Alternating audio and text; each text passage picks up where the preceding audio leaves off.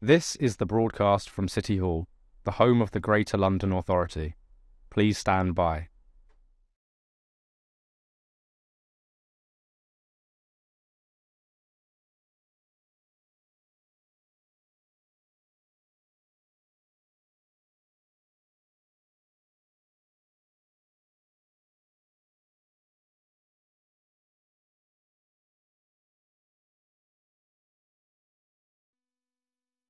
This is the broadcast from City Hall, the home of the Greater London Authority. Please stand by.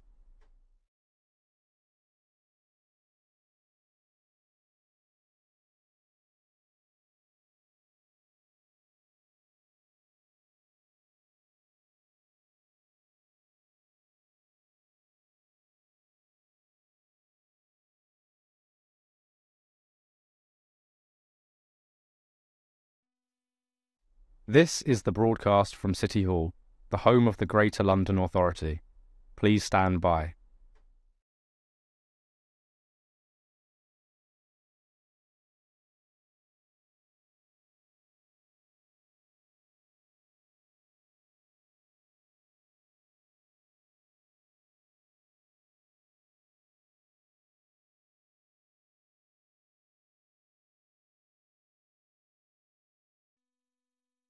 This is the broadcast from City Hall, the home of the Greater London Authority. Please stand by.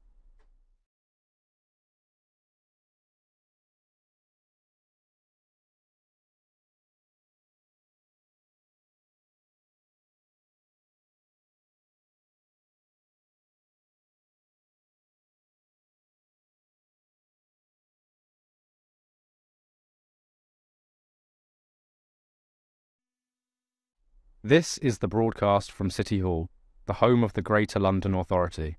Please stand by.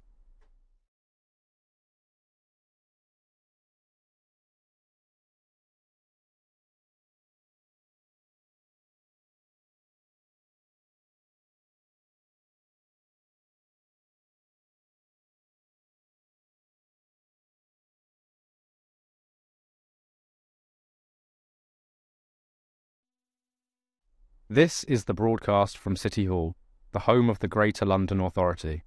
Please stand by.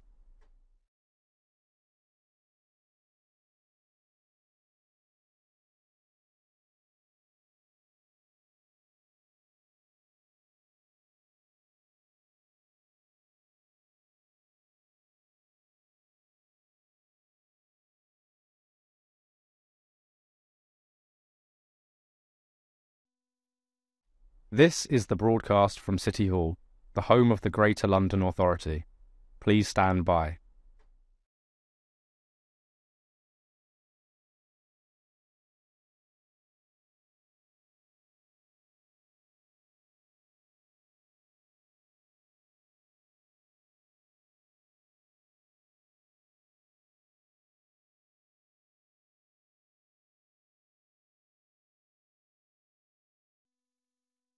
This is the broadcast from City Hall, the home of the Greater London Authority.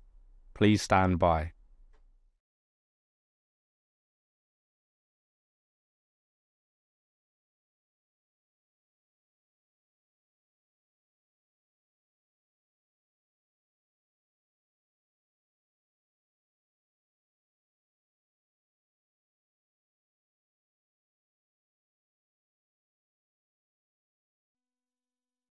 This is the broadcast from City Hall, the home of the Greater London Authority.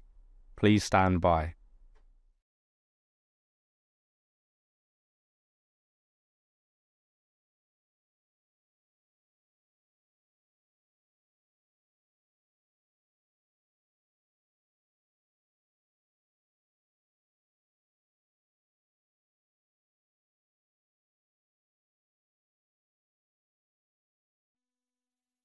This is the broadcast from City Hall, the home of the Greater London Authority. Please stand by.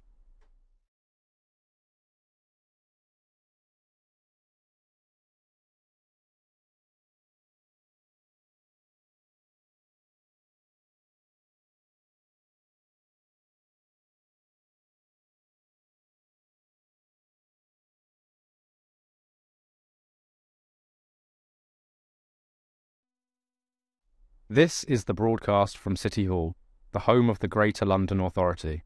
Please stand by.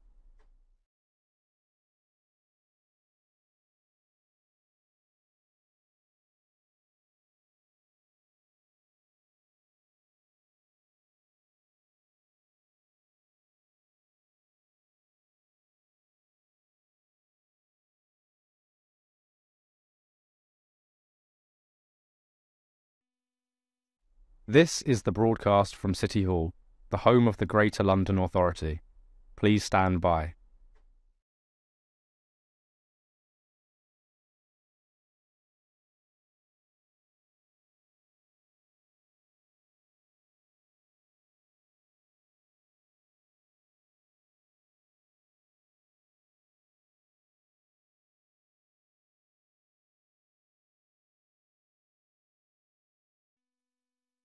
This is the broadcast from City Hall, the home of the Greater London Authority. Please stand by.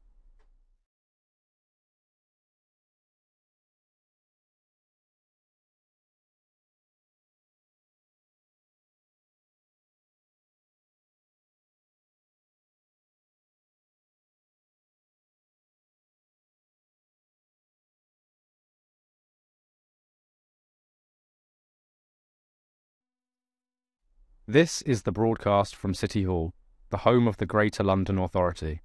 Please stand by.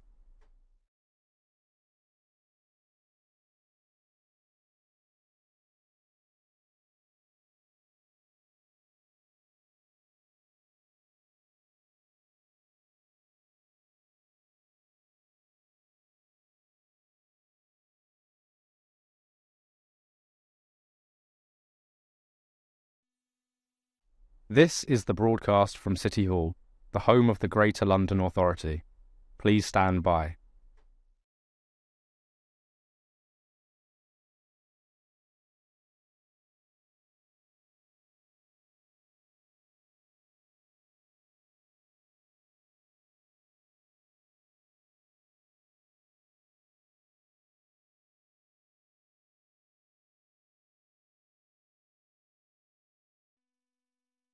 This is the broadcast from City Hall, the home of the Greater London Authority.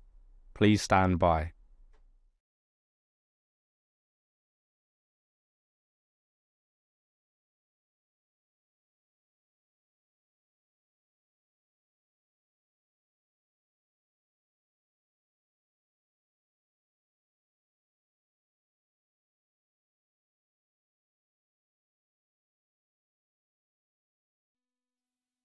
This is the broadcast from City Hall, the home of the Greater London Authority.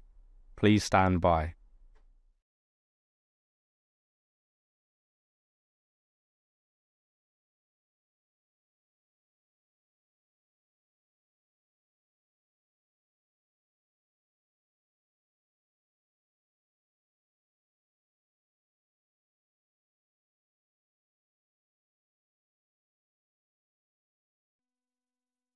This is the broadcast from City Hall, the home of the Greater London Authority. Please stand by.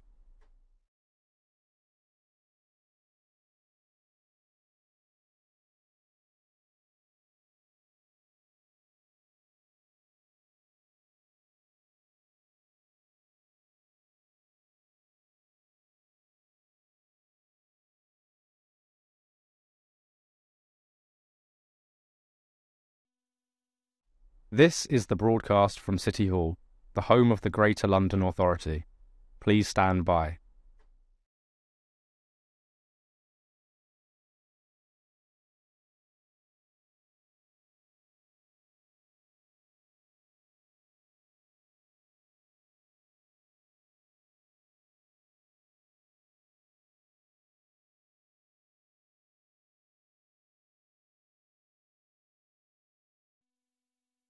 This is the broadcast from City Hall, the home of the Greater London Authority.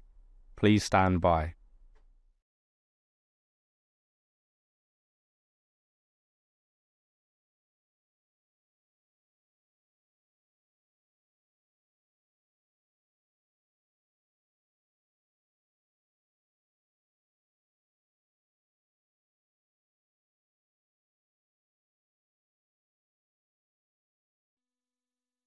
This is the broadcast from City Hall, the home of the Greater London Authority.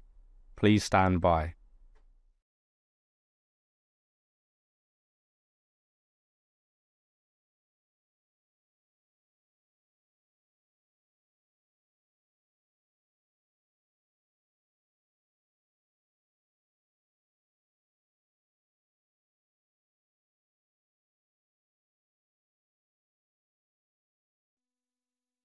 This is the broadcast from City Hall, the home of the Greater London Authority. Please stand by.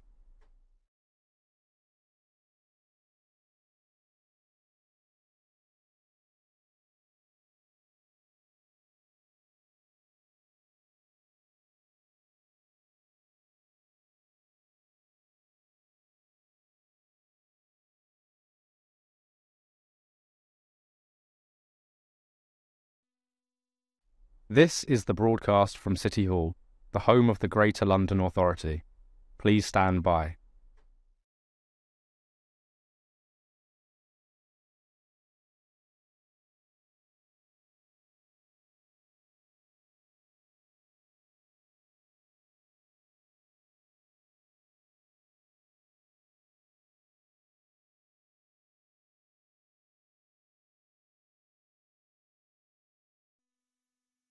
This is the broadcast from City Hall, the home of the Greater London Authority.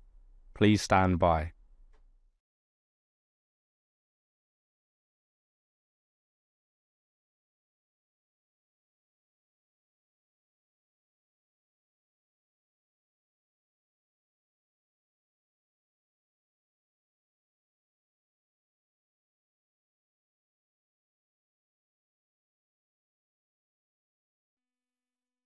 This is the broadcast from City Hall, the home of the Greater London Authority.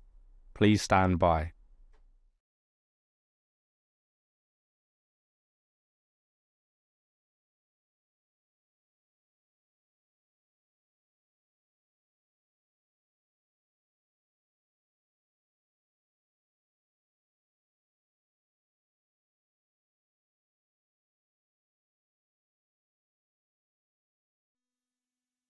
This is the broadcast from City Hall, the home of the Greater London Authority.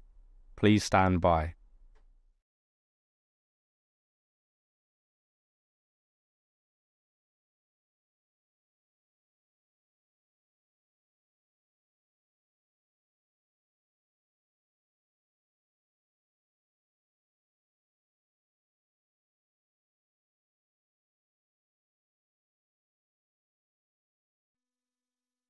This is the broadcast from City Hall, the home of the Greater London Authority. Please stand by.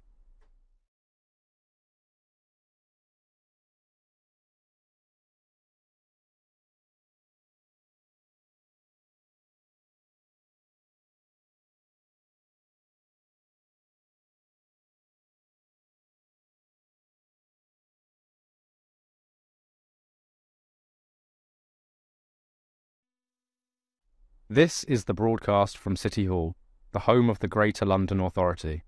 Please stand by.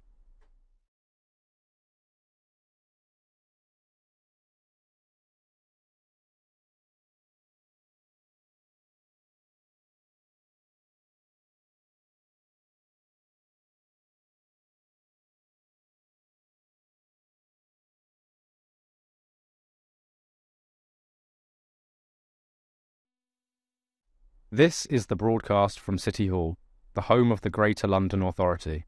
Please stand by.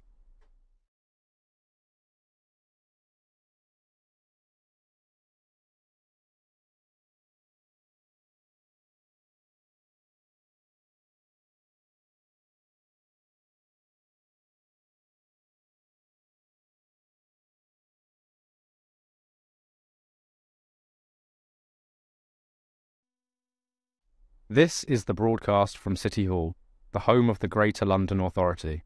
Please stand by.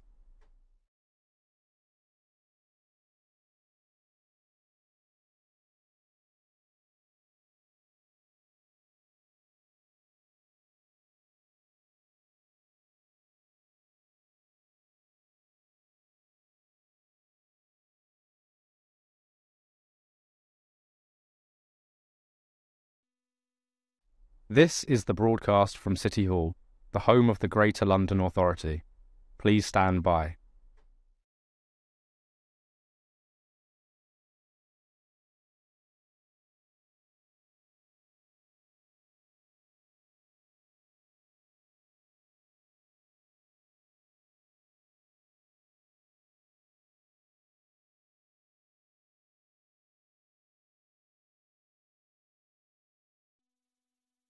This is the broadcast from City Hall, the home of the Greater London Authority. Please stand by.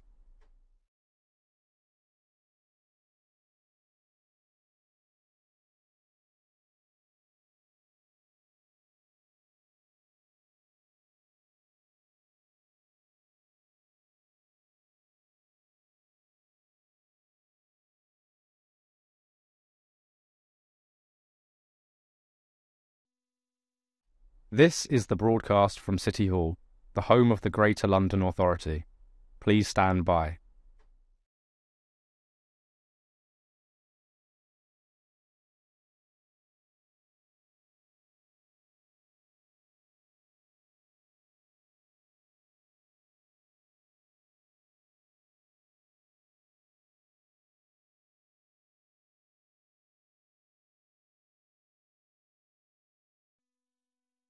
This is the broadcast from City Hall, the home of the Greater London Authority. Please stand by.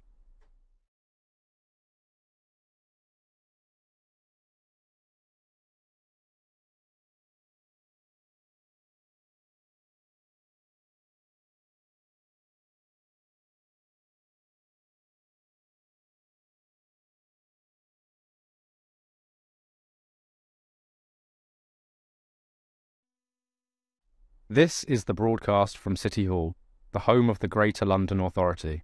Please stand by.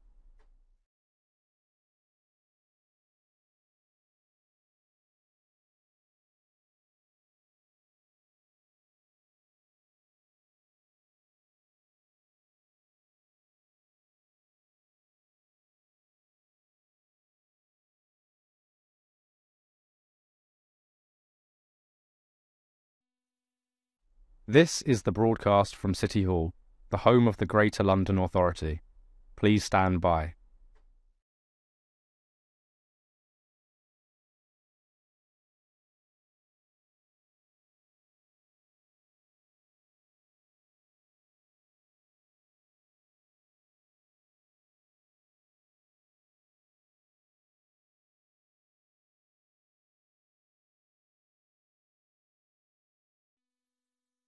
This is the broadcast from City Hall, the home of the Greater London Authority. Please stand by.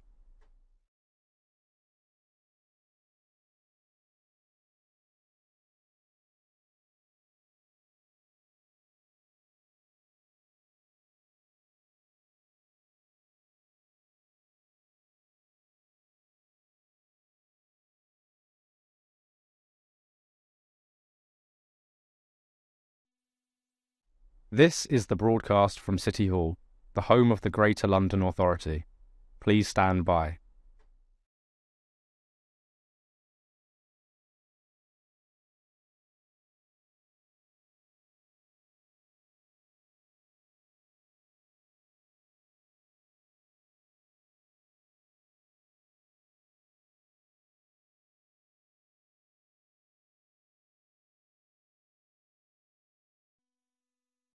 This is the broadcast from City Hall, the home of the Greater London Authority.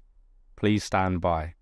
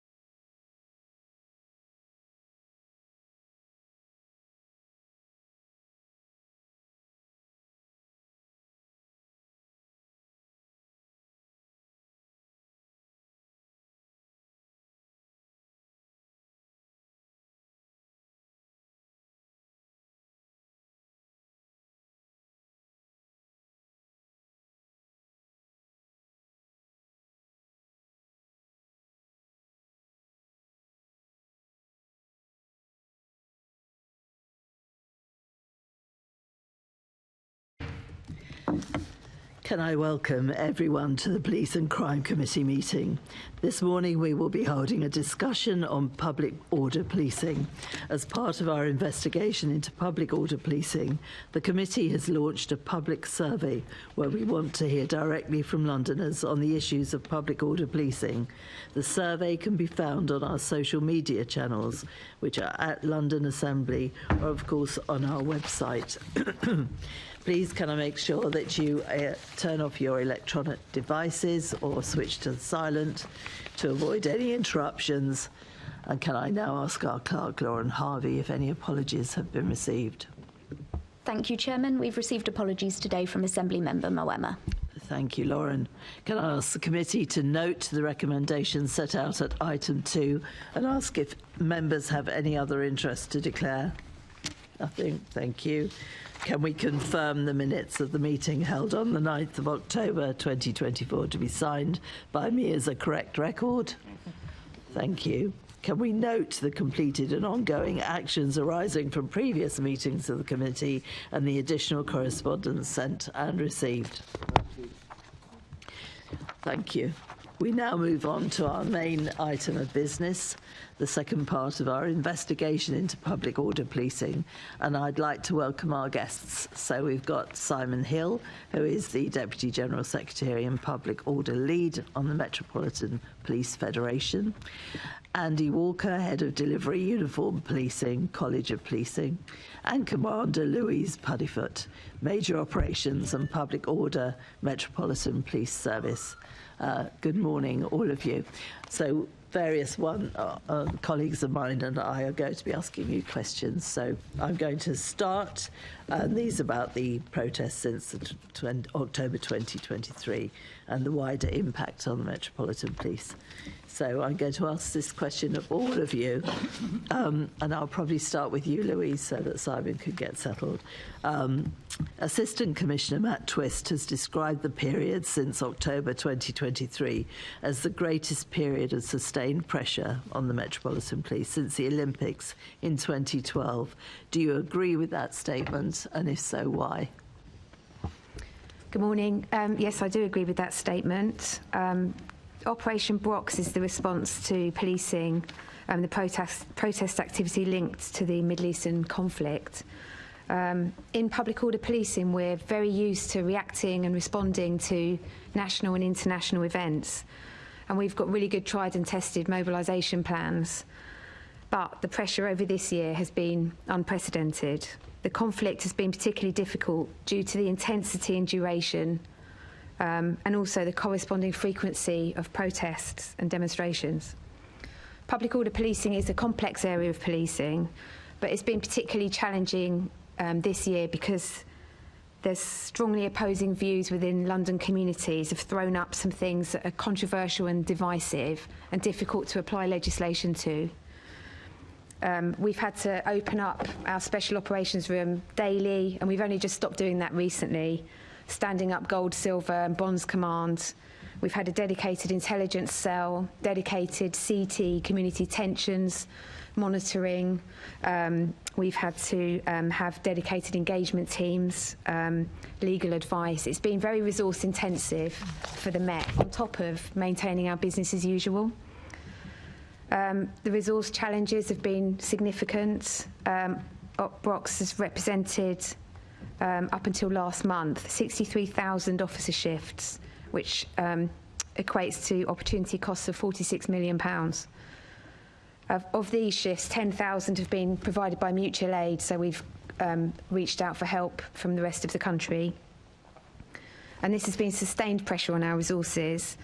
We're still responding to a lot of demand from environmental protests that continues, football, ceremonials, etc. And frontline policing, and including our neighbourhood teams, are the most impacted because those teams are generally the ones that are public order trained.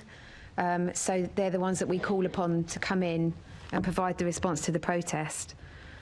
I have an aid reduction plan to try and reduce the impact of aid on the rest of policing, and we're working really hard to do that, but it takes a lot of effort, and it has been a big focus. Yep, although the shift pattern has changed, which I'm sure we'll pick up later, which has helped. Andy, would you like to add anything to that? Just to say, from a College of Policing perspective, our role, of course, is a national one, supporting all forces and in particular sharing best practice and helping forces to ensure that they've got the right number of people who are trained, accredited and have access to the most up-to-date information. So we certainly recognise the pressures nationally, but particularly in London. But in terms of the Met context, there's probably not anything for me to add to what Louise has already said. OK, obviously this has been affecting police officers more than anybody else, really. From your perspective, Simon, have you got anything to add to that? Good morning, all. Yes, I think the demonstrations as a result of the conflict have significantly impacted on my members. This is on top of all of the other bits and pieces that have been going on. I think it would be fair to say that my members are exhausted with the constant demands placed upon them. There is taking public order in isolation. We've had obviously the Queen's Jubilee.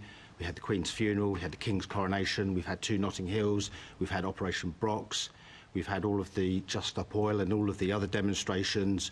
That on top of the adverse publicity that we've had, and this public order has come at an awful time, and officers are exhausted as a result of constant, what appears to be constant working for them. OK. All right then. Is there anything any of you think that the mayor or the mayor's office for policing and crime could be doing in addition to what they're doing to help specifically with this public order policing? I can't think of anything in addition to what's already happening in terms of support for this public order policing specifically. OK, just more officers, I would imagine, would be helpful. For the officers, yeah. And the training of more officers in public order would clearly assist. Yeah, so we are working hard to increase public order trained officers in the Met. And at the moment, the numbers are kind of remaining static. People are handing in their public order tickets.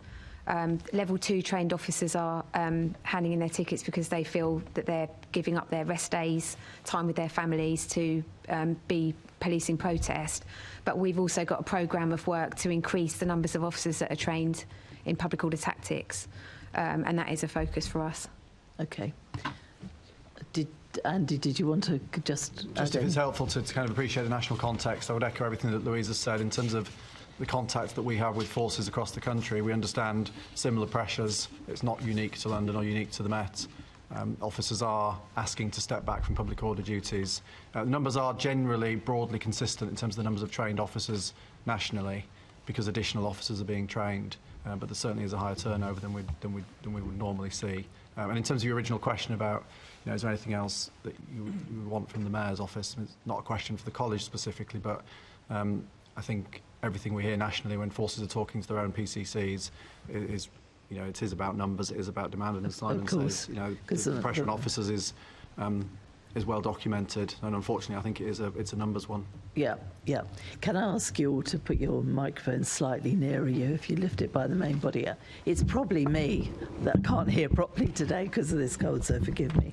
Lord Bailey has indicated he wants to come in on this one. Thank you, Chair. Just 2 small questions. Why are officers standing back from public order training? And is there any incentives to take it on? Because you said you have a programme to encourage people. Is there an incentive like career progression, cash, and everything? So I think in terms of why officers are standing back from public order training, it is about work-life balance. And if you have a particular skill set in the Met, then you're much more likely to be warned for aid. So an officer that works in an office and isn't public order trained can't be used to police protest in the same way that somebody that has the qualifications to drive a carrier and do public order tactics can. So I think for some people who have got perhaps more commitments with home, they are saying that that's a big commitment to do. On the other hand, public order policing is a really good career development. It does provide progression for people. It gives them really good training and skills that you can apply in normal policing too. And we're doing work to not only promote public order policing generally, but more specifically to try and encourage more women to do public order policing, and asking for people to come and have a look at the training at Gravesend to encourage them, which is where we run our public order training, to encourage them to join the team. And again, with command as well, our gold commanders, silver commanders and bronze commanders, that's a voluntary role that you do over and above your day job. So for some who have challenging roles, which is a lot of people in policing, to then on top of that take on events and command and control of events, which is a huge amount of work pre the event, and then obviously being in to command it on the day, is a big commitment. Okay. However, it is excellent for career progression, and that's one of the things that we try to say to people. So the main incentive is career progression? Yeah. Okay, thank you, Chair. It's also quite exciting if you're a police officer, I would imagine. I would be quite excited by it. Excitement, Chair. I think it has its moments. Yeah. I mean, I've been down to see a couple of times the public order policing at Gravesend. Very, very impressive. I'm sure if I were a police officer, I'd want to be doing that. But anyway, I'm going to ask the next couple of questions to you, Louise. Assistant Commissioner Matt Twist told the committee in September this year that the Met is now, I'm quoting, much more focused on identifying reasonable grounds for arrest, and that it is now much more likely to make arrests during the pro-Palestinian protests. I'm asked to ask, does this threaten the right to protest as protected by the Human Rights Act 1998? And if so, why, if you think it is? So, no, I don't think arresting people for criminal offences impacts on their right to protest. I think it's absolutely critical that the police does make arrests when people are committing criminal offences during protests and demonstrations, because the vast majority of people attending are protesting peacefully. Yeah. And we have to think about the wider implications on the communities of London, communities that may feel targeted by the subject of the protest, and balance those competing rights. And it's something that we grapple with every time we're dealing with these protests. And you specifically mentioned the PSC call-outs. We have lots of pre-meetings with the organisers of the march to explain to them what would constitute a criminal offence and what wouldn't. We've particularly been focusing recently on prescribed organisations and tact offences, because there were concerns raised from some communities that people wouldn't necessarily know they were committing an offence. And so there's loads of engagement that's done pre and during the event to make sure that people understand where the line is, and so that we're kind of helping them to do their protest and working with them. The trouble is, when you've got tens of thousands of people coming to the protests that you're organising, actually telling them what can be allowed and what can't, I guess, is a problem.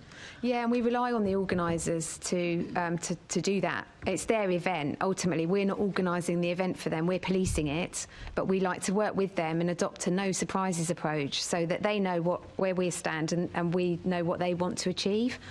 We do use conditions for processions and assemblies, I think very effectively, so that they know before the event the route that they can take. We can brief our officers on what's been agreed, and it's all done pre-event in a very kind of controlled way, rather than trying to do it spontaneously on the day, which is much more difficult. Yeah. No, I agree with you.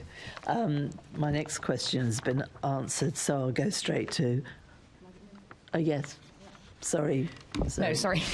Morning. Just to press on this a little bit. So at our panel that we had last time, we had Kirsty Brimlow, KC, speaking about the difference between pre and post-COVID protest policing. And she did talk about how she feels that the Met are more quick to use kind of arrest powers, just in this dynamic between kind of, enforcing... focused on identifying arrests and the Human Rights Act to protest, saying that things like a Just Stop Oil protest walking slowly across Lambeth Bridge, where they had a clear space for kind of emergency vehicles to come through, they were arrested within about 5 minutes or 10 minutes. So I just wondered, in that context, if you feel like the action breaches the rights protected under the Act. Sorry, so you're talking about the obstruction of the highway or blocking the roads and causing disruption?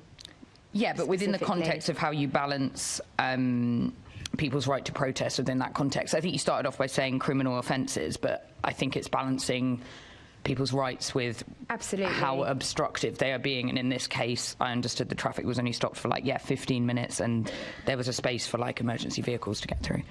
Yeah, so I don't know specifically the case that you're referring to, but I just to reiterate, we're trying to balance the competing rights of the wider community and the protesters, and make sure that serious disruption isn't being caused to Londoners when they do their demonstration. And it is, it's a constantly, we're constantly risk assessing it, using the national decision model to work out whether what they're doing is causing disruption to such an extent that we need to, use enforcement. And it's, without knowing specifically the kind of details of a particular case, it's quite difficult to comment. But generally, our role is very much to balance those competing rights. And do you feel like you've got that right in most cases? Yes. Yeah. And we seek legal advice before the event. We have lawyers with us in SOR if it's a particularly challenging event and we foresee that there might be some difficulties with the legislation. We'll have an advisor there to give us advice and help us to make the best decisions. Thanks, that's really helpful. I think it's very difficult for the police to think of the balance because, and you won't mind me saying that, what you think would be absolutely all right, that I would think it absolutely wasn't, and we're happy. I think that case of disrupting traffic for 15 minutes is different to mass scale disruption. I think that's what I'm trying to get to, when it's used. I see your point. My point is it's very difficult for police to know because we are all coming from different directions, and we are. Exactly. But I appreciate the situation you're in. Simon, if you want to. Thank you. Just to add further to that, the Commander's absolutely right in so much as that, when in terms of organisation, the balance is there for the right to protest against the right of disorder. So that's in the planning stage. I would suggest that officers are reluctant to arrest. So in terms of actual arrest figures, they are lower than perhaps what they should be. And the reason I say that is because lack of officer confidence, which leads into the previous point about public order and why people are removing their position. It's a lack of confidence that they have to perform that role. And that is very dangerous for the public. Absolutely. Because the police should not be reluctant if somebody's doing something wrong. But that's a whole other issue. And Absolutely. I know it's not as simple as just doing it. I know that because it does depend on very many different factors there, but I'm sure we'll come back to your point. I know what you're getting at, and I understand. Assembly Member Desai. Thank you, Chair. Good morning. I've got a couple of questions on funding. So if I can start off with you first, Louise, if I may. Earlier you talked about the challenge of resources. So in terms of money and funding, is extra government funding related to the unique demands placed on the Met around public order policing enough? And if not, should the government be providing more funding given the increasing and unique demand in London around protest and public order more widely? Thank you. And the Commissioner has previously set out the challenges in relation to the National and International City Grant. There's a big deficit. The grant funding is, as you say, designed for the unique pressures of policing the capital city. And the grant hasn't been increased since 2019 to 20. There was, and we think now, taking into account the inflation, there's a gap of £240 million in that fund. And, the cost of policing protests is significant. Mobilising all these officers costs a lot of money, and all the other things that I've already mentioned. The Home Office do reimburse us some of the money for the protests, but there is a deficit. Andy? Yeah, I probably haven't got anything to add to that from a college perspective. Thank you. Yeah. Anything, Simon? Budgets isn't something that we would normally get involved in, but the Met is unable to cover its public order through overtime. It tends to be cancelled days, which then has a negative impact. So I would suggest that perhaps an incentivisation would be overtime, but the Met's not in a position to offer that.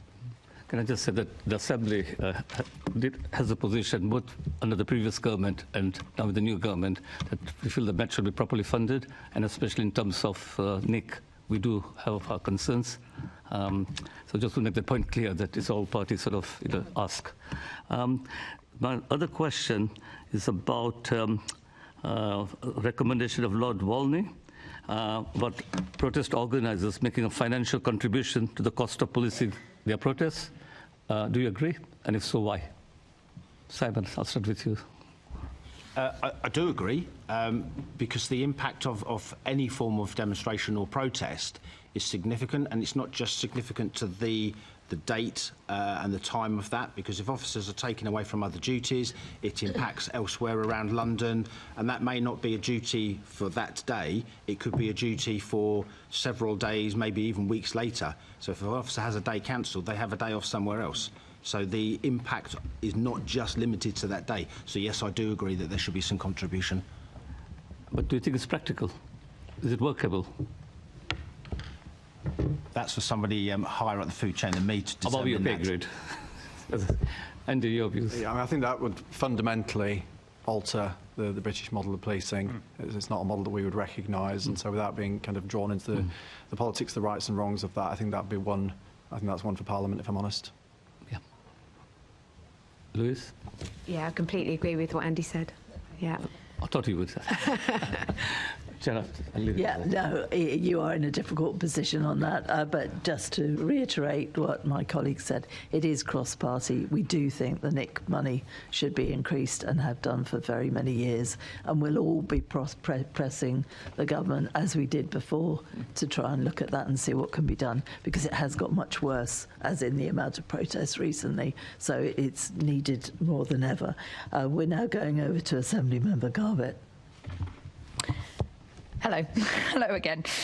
So we know that abstraction means less officers for neighbourhood teams, which you've kind of touched on already.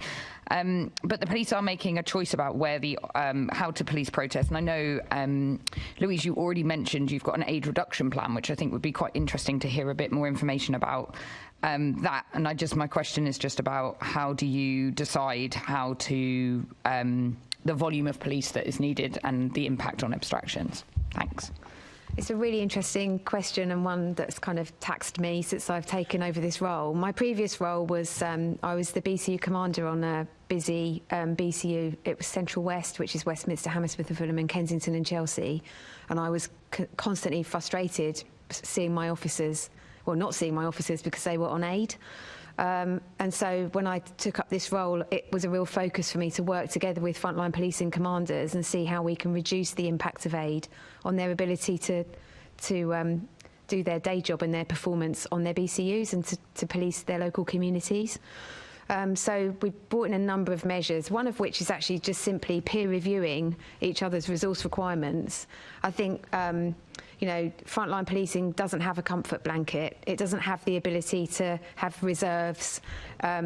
So it's making that kind of application of resourcing requirements the same across policing and looking at threat, risk and harm and making sure that the resources are in the right place, doing the right thing. The thing I would say about public order policing is it's sometimes very difficult to know before the event what's going to happen and what you're going to need. It's very high profile. It has a huge impact on trust and confidence because it's so visible. So if we get it wrong, and I'm thinking about, looking back at the Euros, and that disorder that was, shown all over the TV and everybody watching it and thinking what happened, it is very high profile, and getting it wrong is really, really, really difficult. So we're now working more about what we do with the officers that we warn for aid, bring them in, and then actually realise we probably don't need them. And we've got a department in the Met that focuses on tasking and performance. And we're now asking them to give us default patrols so we can send those cops back as we realise that actually the protests that looked like it was going to be really difficult, less people have turned up and the mood is different. So there's a bit about being flexible and dynamic on the day. There's the peer review. And the other thing we're doing is actually calling people out of offices who don't do aid for level 3 aid, where they're not going to have to necessarily use public order tactics, and getting them to contribute. So on the big ticket items like the big ceremonials, Trooping the Colour, state opening of Parliament, those officers are perfectly able and trained, because all officers are trained to a level in public order policing, to take on that role. So we've got a thing called 4-2 now, where they do the 2 compulsory forced working days, which is New Year's Eve and Notting Hill Carnival, plus 4 other dates, big dates in the Met, like Red Days, where they commit to doing aid, which eases the pressure on frontline policing and allows them to focus on community crime fighting. That's really interesting. The bit that I find most interesting is where you said you've made like the reflection on the amount of officers that were needed and how you make those decisions. Have you learned anything from, because we talked a lot last time about the intention of a protest, and I just wondered what the reflections have been on the policing of the Palestinian protests, and if you feel it's been proportionate all the way along. I think we've learned as we've gone along. I think one of the things that we've had to realise is, and I said this at the beginning, is how long it's gone on for. I mean, you can't sustain that kind of mobilisation of officers every day, for infinity. So we've had to look at the way that we're approaching it. I do think actually that the policing, in terms of the policing presence at the march, I think we have got that right, and it's been proportionate. But potentially the reserves we've had in the background, we've been able to monitor how it's gone and seen that we can potentially send some of them back to their local BCUs, because often people don't realise that on a protest we always want to do a graduated proportionate response. So we will initially put as few police as possible out. Engagement's our best tactic, and if we can engage and use neighbourhood policing style, that's exactly what we want to do. But we often have a lot of officers kind of metaphorically round the corner in case it doesn't go well. And I think by having the time to assess the threat, risk and harm from these protests, we've realised that potentially we don't need as many reserves. So it has been good in that sense. I was just about to be my next question, how have the reserves reduced? So thank you for answering that one. I'll pass back to the chair. Thank you. No problem. Tell me, because we often don't have police now at our meetings, much to our horror. Tell me, if there's a very big demonstration in the middle of London and a major incident happens, I don't know, in Harrow or in Croydon, right, the furthest parts away, do we have enough officers to deal with that? So yes, because we have minimum strengths, and we maintain that minimum strength across London. So if we get to the stage where there's so many cops on a protest that we think we wouldn't be able to maintain business as usual, and business as usual is being able to respond to a major incident, we then go to mutual aid, and that's when we would call and ask for cops from around the country to come and police the protest so that our officers are where they need to be in London. And that's the way it would go around. OK, thank you for that. Assembly Member Roberts. Thank you, Chair, and good morning. This is for Simon. We heard about the levels of exhaustion which are being experienced by officers as a result of the public order policing. How about morale in general and well-being, particularly with reference to the summer disorder that we saw following the Southport incident? So PFEW do an annual pay and morale survey of members, which is anything up to Chief Inspector. The results were presented for 2023 around April of this year. Morale is poor. I actually pulled off a couple of figures from the pay and morale survey from 2023. Shall load that up.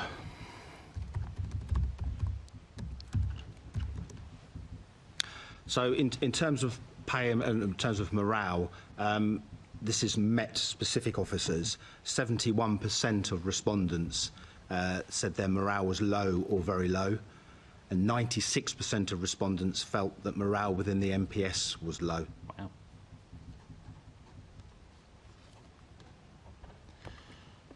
That's stark. 96% is a huge number. Yes. But what support, I mean, this is one for both you and possibly Louise, what support is being put in place to assist officers with this pressures on morale? And have there been any recommendations made to the top brass? So the Metropolitan Police is in a very challenging place at the moment. Obviously, the Commissioner's put in his new Met for London plan. We are supportive of an improvement of standards. We're supportive of lower crime, higher morale. Achieving that is going to be harder. Whilst the demands on policing continue, we've obviously got had a number of high-profile cases through the court system, recently NX 121.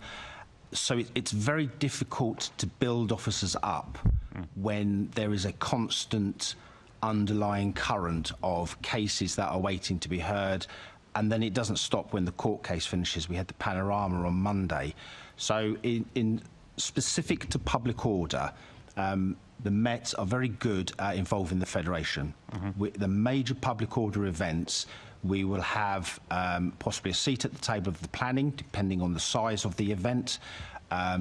If it's a large event, then there will be Federation representatives, myself and another, tend to cover the main events. We will be working with the command team, so we have a conduit from officers on the ground, maybe to their local representatives, to us, to feedback. And we generally find the Met is very receptive to any issues or problems that we identify with a solution. Sometimes there isn't a solution. So we're mindful about troubling the command teams with things that cannot be solved. Equally, over Opnavet, where we had the disorders nationally, we had officers kept on duty, which is perfectly understandable, but we felt that there were occasions where officers were being kept on too long because they have to be back at work the following day. So I made a phone call to Assistant Commissioner Matt Twist, explained my concerns. He agreed with me. Within 10 minutes it was sorted and those officers were being dismissed. So we have those relationships with the Met in terms of trying to manage day-to-day problems. But it's an ongoing matter, and many things are outside the control of the Met, I'm afraid. Absolutely. Louise? Just following on from that, and you mentioned about the support in public order, we often have a kind of bronze welfare as part of the command team. That's how much we prioritise the well-being of the officers involved, and there's, you know, for refreshments or taking people home after a particularly long shift, etc. I think beyond that, and one of the things that is making, in particular, these demonstrations around the PSC and the Middle Eastern conflict difficult, is the media scrutiny and the fact that officers who are doing their best and policing a very difficult, complex geopolitical situation are then finding themselves going viral on social media for saying the wrong thing. Sometimes, you know, it's edited and taken out of context, and that's a huge pressure for an officer who isn't in public order policing day to day. They're drafted in from, you know, Bromley, Hillingdon, wherever, into the middle of London to police a march, and then find themselves subjected to huge criticism, you know, extremely publicly. And we always wrap around those officers and make sure that they're okay. But I think that's a fear for officers, actually. And, you know, that's very difficult for us to control. We've changed the way that we communicate externally. We're much more proactive at putting messages out, explaining what we're doing. But that doesn't stop officers from kind of falling into these situations that are really difficult. And they're you know, PCs and sergeants who aren't trained in handling media and are filmed making statements. You know, we work very hard to brief them. We work very hard to explain the context and explain, last week this happened. You know, don't say this, don't assume people's ideologies based on where they are in the march, you know, all of this stuff. But actually, it's just really hard. Yeah. And I think one of the things that I do is to say that to officers, to say this is really difficult, and even the command team find this quite difficult to navigate. So, you know, if you get it wrong, we will support you, but please try and do these things to avoid finding yourselves in that situation. Okay, thank you very much. Thank you, Chair. Thank you, Assembly Member Lord Bailey. Thank you. Just to go to Simon, really. Simon, you talked earlier on that officers often don't feel like they have the confidence to implement the law in a given situation. What effect do you think support or the perceived lack of support from senior officers is affecting your members' PCs on the beat? I walk regularly with a number of PCs, and they don't feel like they're given cover, A, by the mayor, particularly, and senior officers in general. Is that something that you're picking up through your work? Yes, it is. There is a gold group that deals with officer confidence, but we are finding officers are reluctant to take driving courses, reluctant to do public order, reluctant to use force, reluctant to arrest, reluctant to go into firearms, reluctant to carry taser, because the scrutiny that goes with them, and we have no objections to scrutiny, but it has to be fair, balanced and proportionate.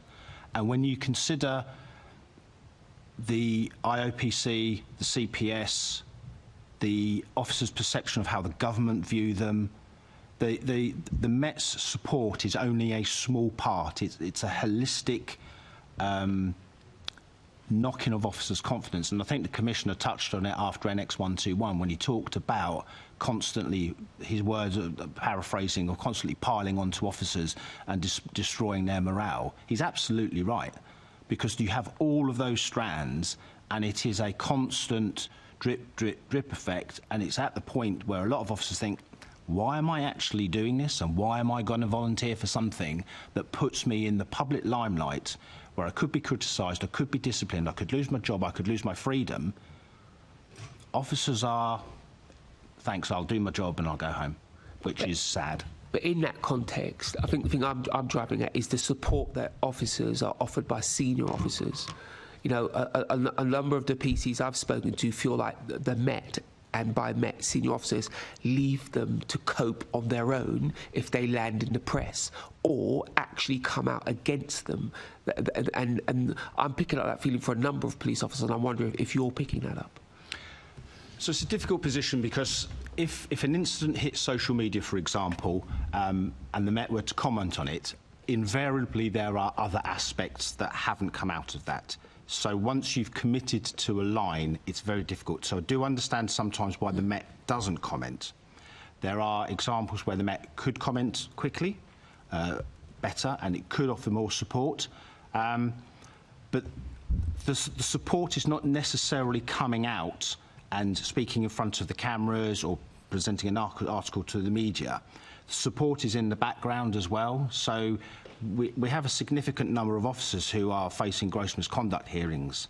Well, if you're being verbally supported out front, but behind the scenes we've got probably in the region of 1,000 officers who are under duty restrictions for misconduct. Now, some of them will be deserved, a lot of them are not. So when officers speak to each other, and when you put into context why an officer is facing the gross misconduct investigation, which could take 2-3 years, why would you go that extra yard to put yourself in danger where you could go through it all over again? Okay. Thank you, Chair. Thank you. Thank you, Assembly Member Ahmed. Thank you very much, Chair. Good morning, panel. We've heard today from you about the difficulties for both senior officers in organising public policing and also officers themselves, and the genuine concerns around their well-being. I wonder, how useful do you and your officers find it when and helpful when phrases are used by public officials such as two-tier policing? Louise, would you like to answer that? Two-tier policing doesn't exist in our, in our kind of language, because we police without fear or favour. We look at the information and the intelligence in front of us and we police it according to the threat, risk and harm that we see. When people use phrases like two-tier policing, it's interesting because it's not just one group of people saying it, it's multiple groups, which, in some ways is reassuring, because it means that if everybody's saying that it's two-tier policing, you know, it's more likely that it isn't. But no, it's not helpful, and it especially because it gains traction and is something that then people believe, which makes it difficult for us to kind of show our impartiality. Do you want to just expand on that? I mean, how difficult you say it makes it difficult, but how difficult does it make it? Well, I think it motivates more people sometimes to come on the protests and demonstrations, and it undermines trust in policing. And obviously we want the public to trust us. We want the public to come to us when they need us, and to call on us for help. And if they don't trust us, then that's unlikely to happen. Thank you. Simon, is there anything you'd like to add to that? I don't agree with the term two-tier policing. I don't think two-tier policing exists in so much as my interpretation of that is there is one standard across the board for one particular group and another standard across the board for a different group. Are there variations between demonstrations? Yes, but then there has to be, because of the people attending, the people who may be objecting to that particular demonstration. So it has to be balanced as to the circumstances. And obviously from the Met's perspective, when it comes to planning, the Met will be aware of far more intelligence as to who is attending, how many are attending, what route they are, what they're planning on doing at the demonstration, than would ever be in the public domain. So the Met has to make changes and it has to be flexible in its approach to each public order event. And you can have the same group demonstrating over 2, 3, 4 weekends, and each one will be slightly different for a variety of reasons. So I don't accept that there is two tiers of policing. I accept there are variations in how policing operations are carried out. Thank you, thank you. And Louise, I love the phrase cops. I haven't heard it in years, and I love the fact that you use it. Thank you. Thanks. If I can just say one thing, and I know that there isn't two-tier policing with any intention of them being two-tier policing. I don't think many people would disagree with that comment. But you have just said, Simon, that many police officers don't have the confidence to go in and arrest. So if you've got a demonstration going on with people holding up placards that are saying things that are illegal, or chanting tropes that are also illegal, and our officers don't have the confidence to go in and do something about it, if you've got other people standing on the side watching, I think that's where that term is coming from. The biggest problem we have here is to try and give our police officers the confidence to go in and arrest the people that should be arrested, and make sure they've got the confidence to do it, because if they end up with the confidence to do that, the trust and confidence in the police, which we all want to be lifted, that might help. So that I would suggest is something that needs to be sorted for everybody's sake, because none of us want our police in any way but to be admired for what they do. But if they haven't got the confidence to go in, this could be where some of these comments are coming from. I'll just leave that there, because I'm afraid I don't suppose any of us have got the answer to that. So we're now going on to the operational policing and training, and we're starting with Assemblymember Deval. Thank you very much, Chair. Can we look into the College of Policing guidance? You call it, POPs is the short-term issue. It's the public order safety. Thank you. So can you just tell us around how the guidance is prepared and how often is it updated? How do you learn lessons? Because every event that you face, incident, there may well be lessons learned, and there will be something that is fed back nationally. So, you know, just tell us how the gaps are dealt with, and what do you think the gaps are at the moment that's exercising your organisation?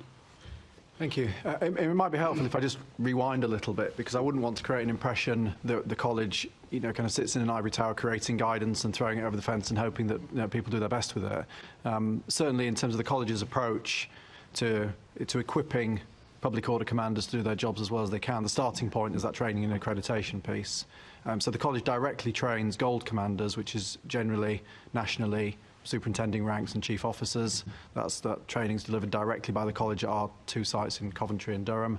And there are around 200 Gold Commanders nationally. So it's a small cohort of people. I think there are around 25 Gold Commanders in London. And I think those numbers tell a story about the way in which those commanders are carefully selected, and only officers with the experience and skills to fulfil that function are selected by forces and sent to the college, and the college is responsible for that training course. Subsequent to the training course is a period of shadowing and mentoring and the submission of a portfolio. So to get from being, the rank that Louise or I are at to being a Gold Commander, there's a significant process in terms of being assessed and being trained. And that then is reflected with Silver Commanders, Bronze Commanders and PSU Commanders. So in terms of the kind of on the ground level, in terms of sergeants and inspectors who are actually commanding the PSU. So throughout all of that system of command, there's a real focus on training. And part of that training, of course, is explaining and bringing to life things like APP. So it's not a question of, a police commander having to read APP, have a look at it on the website and try and work out what they have to do. The training is very practically based. The Met actually takes the training one step further for its Silver and Bronze Commanders and has them in a practical assessment down at Gravesend for 2 days, which I know from personal experience is a really, thorough, robust, on-the-ground assessment. So when, Chair, you mentioned that you've seen the training down there, not only are, constables and sergeants being trained and having petrol bombs thrown at them and dealing with public order tactics, at the same time there may well be a Silver or Bronze Commander there who is similarly, being assessed and trained for their own ability. So the reason I mention that is just to kind of set the context of how much we do around the guidance.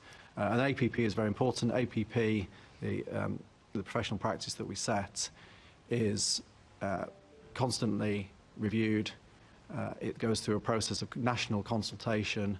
It goes through the college's own governance process, which is first of all, what's called Professional Committee, which involves all the staff associations, the National Federation, Superintendents Association, Chief Police Officers, APCC representing the PCCs and various others, and then to College Board where it's finally signed off. So it goes through a good deal of scrutiny, which includes inevitably in something like public order policing, challenge from different organisations about the content, challenge about the focus, making sure that we're getting the balance right. So APP sets the fundamentals of how public order policing should be done.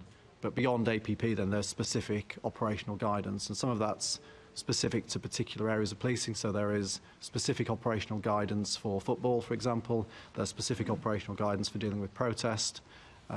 Most recently, just as an example of the way the college deals with this, Section 9 of the Public Order Act came into effect, which provides safe access zones at abortion clinics. The college produced new guidance on that specific piece of legislation. We held an online event for all police forces and all public order commanders, which was extremely well attended. And we had leading counsel at that event, as well as public order practitioners, bringing that legislation to life, explaining what good practice looks like. So in terms of guidance from the college, APP is really important, but that's just one aspect of it. And actually for us, it's about really empowering public order commanders so that they understand the context and understand and share best practice, actually, nationally, in sharing experience from other forces. Okay, so, but how do changes come about? How do we add to that good practice? Just take us through that process. So certainly some of the guidance products that I've mentioned are a little bit more dynamic. So the training, so if you take the gold training, for example, the silver training, we are constantly linked in to police forces and to people like Louise that are actually delivering this. So, getting feedback about what's working, what's not working, and that's not necessarily just about public order tactics. It may be that there's a particular intervention that works in terms of criminal justice outcomes, or there's a particular intervention that works in terms of comms. And so it's about sharing that best practice, getting those individuals involved. And it's relatively straightforward to update the guidance to say, actually, if you look at what happened, so I think a recent example in the last couple of years was the Dartford Crossing protests with Essex Police and some particular work that they did around the criminal justice outcomes and how they secured those quite quickly.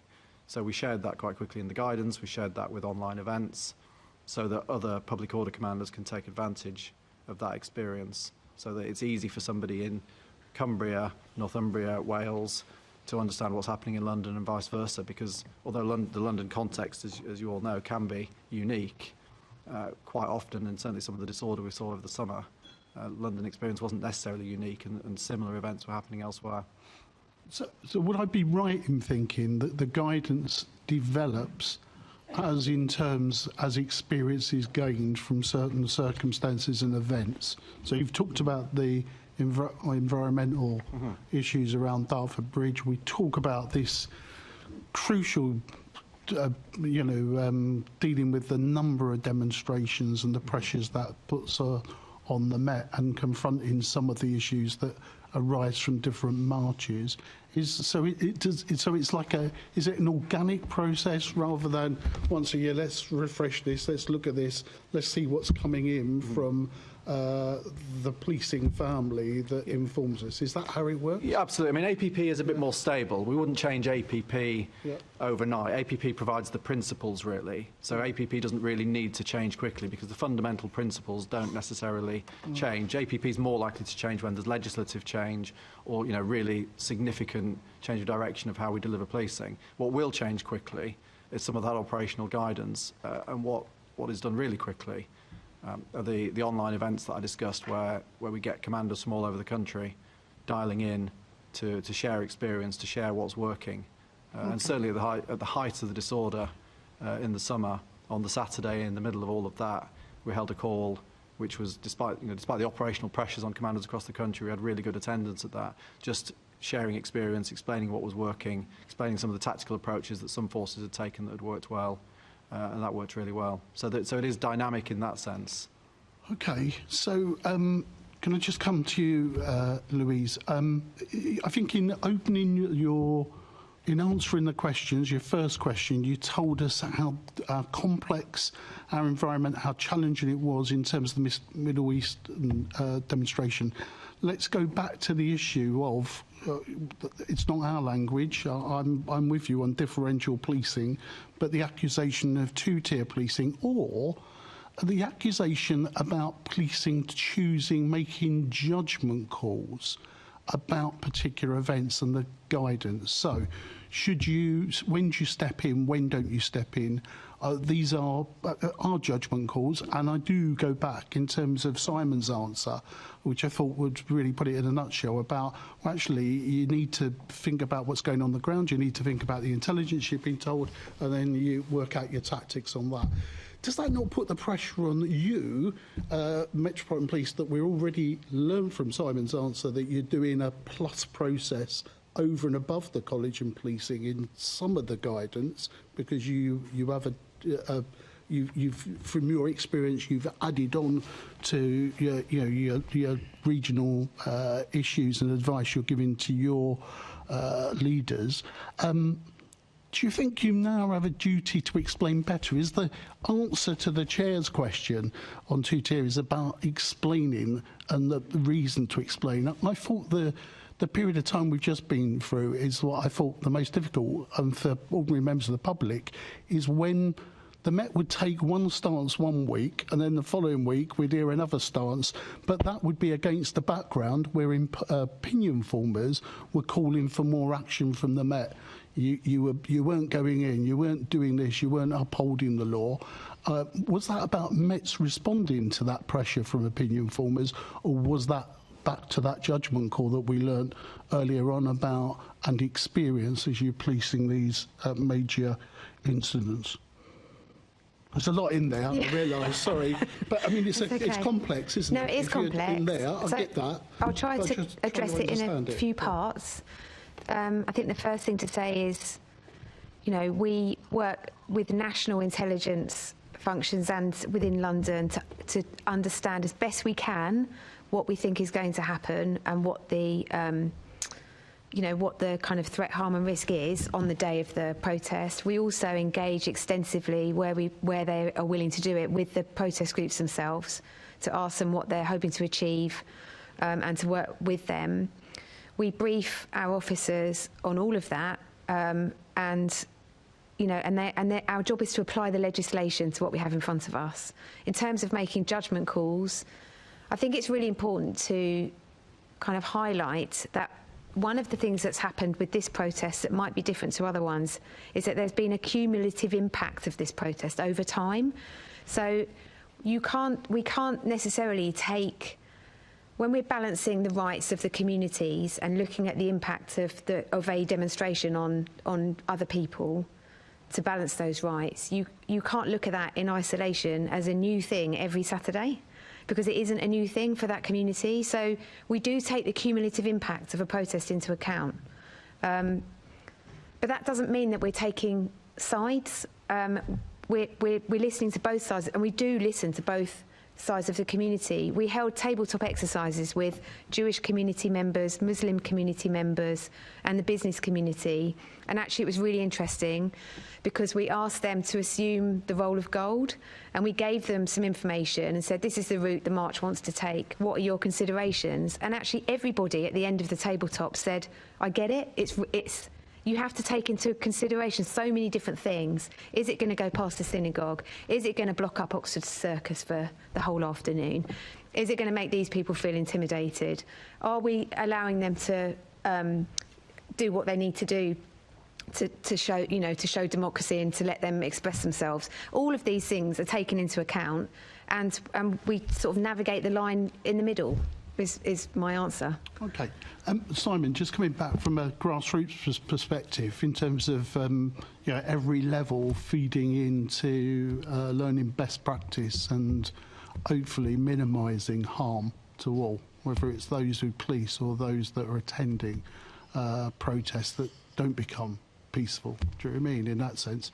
Do you feel that you have enough I think earlier in one of your answers you described how you felt very comfortable about some of the Metropolitan Police processes that you were involved in and the access that you were listened to.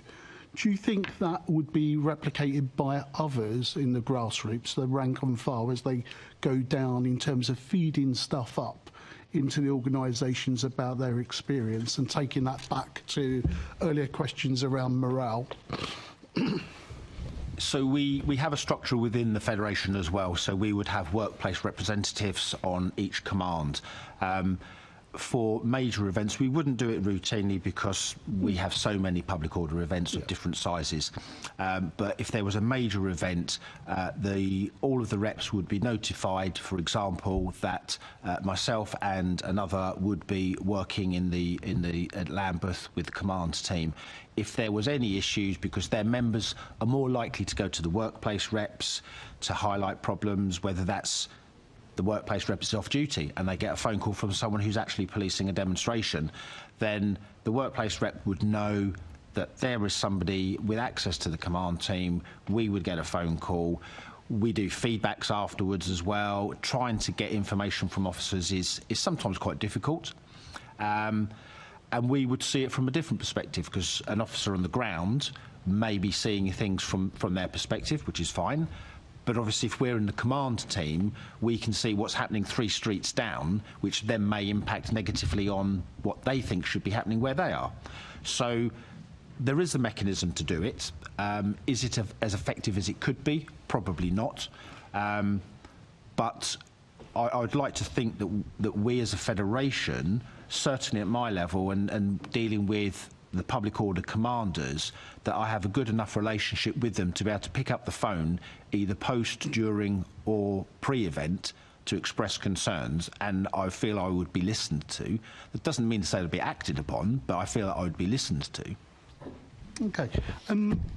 When things go wrong, and they do, you know what I mean? It's a reality, isn't it? You have a project, you think it's going to go right, and then something comes in and goes wrong, and same on the incidences. Do you think the College of Policing guidance, well, let me just quote something. The POPs commanders and advisors should record their conversations, subsequent decisions and actions when policing public order events. Is that information made available? Is that for learning lessons inside the organisation? How does that work and recording? And where are we within the MPS about that in terms of debriefing those issues? I'm sort of, I don't think I'm in favour of this, but you know, the natural question should be: is should that be publicly available at times of woe around, or is that something just internally available for the MPS? If it's not, you know, just take me through it. Just what's the process? How do we use it? Does it go on? Does it not go on? Is it just some words on some paper? What happens? I think debriefing is a really good question generally in policing. I think you look at other organisations, the military in particular, quite often much better at debriefing than we are. I think sometimes, and this isn't about the Met, but just generally, and as a police officer myself, we quite often in all sorts of different operational contexts kind of breathe a sigh of relief that things have gone okay and walk away and don't necessarily consider learning. I think we're getting much better at that, much better at pausing at the end, whether it's a public order operation, whether it's a relatively routine incident, whether it's a firearms incident, actually stopping at the end of that and being really honest with each other and saying, how did that go? What went well? What didn't go well? What's the learning for next time? I think it's particularly pertinent in the Met context, in the protest context, particularly in the sorts of circumstances that Louise has been talking about, where you've got similar protest week after week. Of course, it's absolutely crucial that there's a proper debrief of that and that it's shared and that the learning takes place, which everything that I've seen from the Met suggests that it is. I mean, for Louise to comment on the detail of that and how that works, but certainly that appears to me to be happening, and on a national basis, that is absolutely what's happening in terms of, as I mentioned a little while ago, it's absolutely happening in terms of debriefs are taking place and that information is being collated. And that varies in formality. So for the disorder over the summer, the college is doing a formal debrief of all forces in terms of what worked well and what didn't. And that's a debrief of forces as organisations, what worked well organisationally, but also a debrief through a national survey of individual officers to say, well, how did this feel for you? So those survey results have just come back to the college with a really high response rate, and we're just in the process of analysing that, which will then be shared. So I think there's the kind of micro debrief of every incident, which I think we're getting better at culturally as an organisation. And then there's the larger scale, what you might call kind of set piece work, to properly debrief and understand what's going well, all of which must then feed into actual operational practice, otherwise there's no point. Thank you. Louise. Yeah, I mean, debriefing's really important at the moment, and part of that is going back to what I was saying about command teams being people that have a day job and then are drafted in to take command. It's not the same person every time, so it's absolutely crucial that we pass on things that have gone wrong, things that have gone well. We've kind of formalised that during the OPROC response. So every week, the outgoing Gold has a kind of debrief with the incoming Gold to say, this is what we've done, this is what's gone well, this is what's going to be a hangover into your week. Because kind of going back to the point you made about officers and arrests of people with protest banners, and that's been, that's been quite challenging because we don't always see it on the day. So, officers aren't even aware that there's a banner that's potentially an offence, a criminal offence. So we do a lot of post-event investigations, and we've got a dedicated crime team that do that. And so often you'll kind of turn the lights out on Saturday after a large protest, and it's not over, and you've got to come back in on Sunday, Monday and Tuesday to make sure that all of those investigations are carrying on and that you're getting the results that you need to get from that event. So the Golds hand over, but you don't completely hand over and walk away. It's a kind of constant making sure that the bits that you had on your event are still being followed through properly.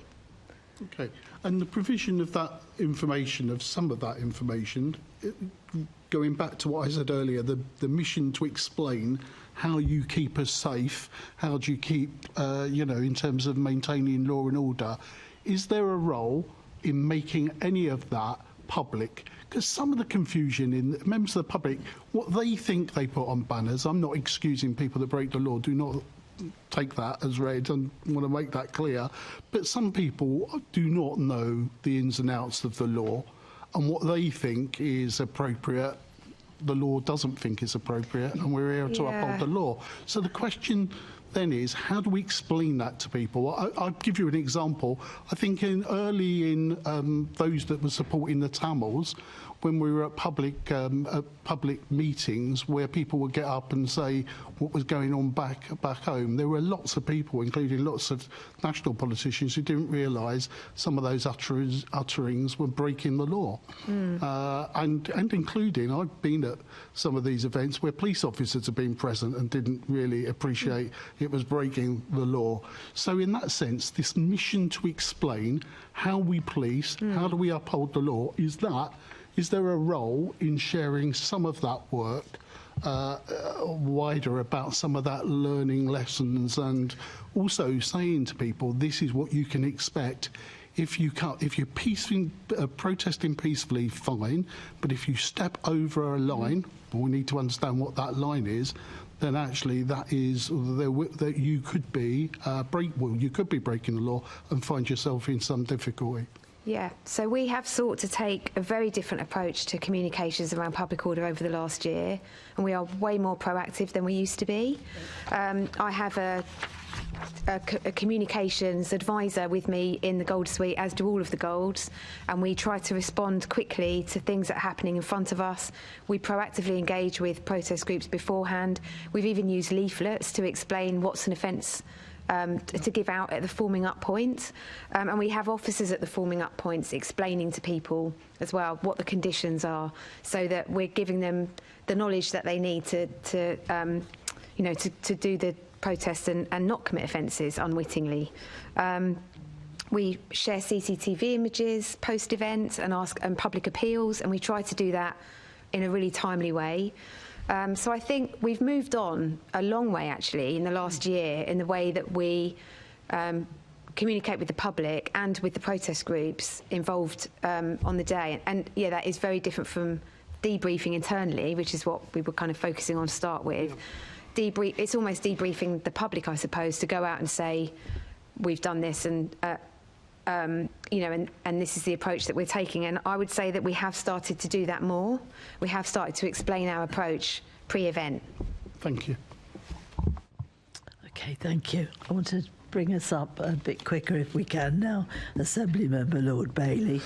Thank you, Chair. Morning. I'm going to start with Louise on this. How regularly are community impact assessments used alongside protest policing?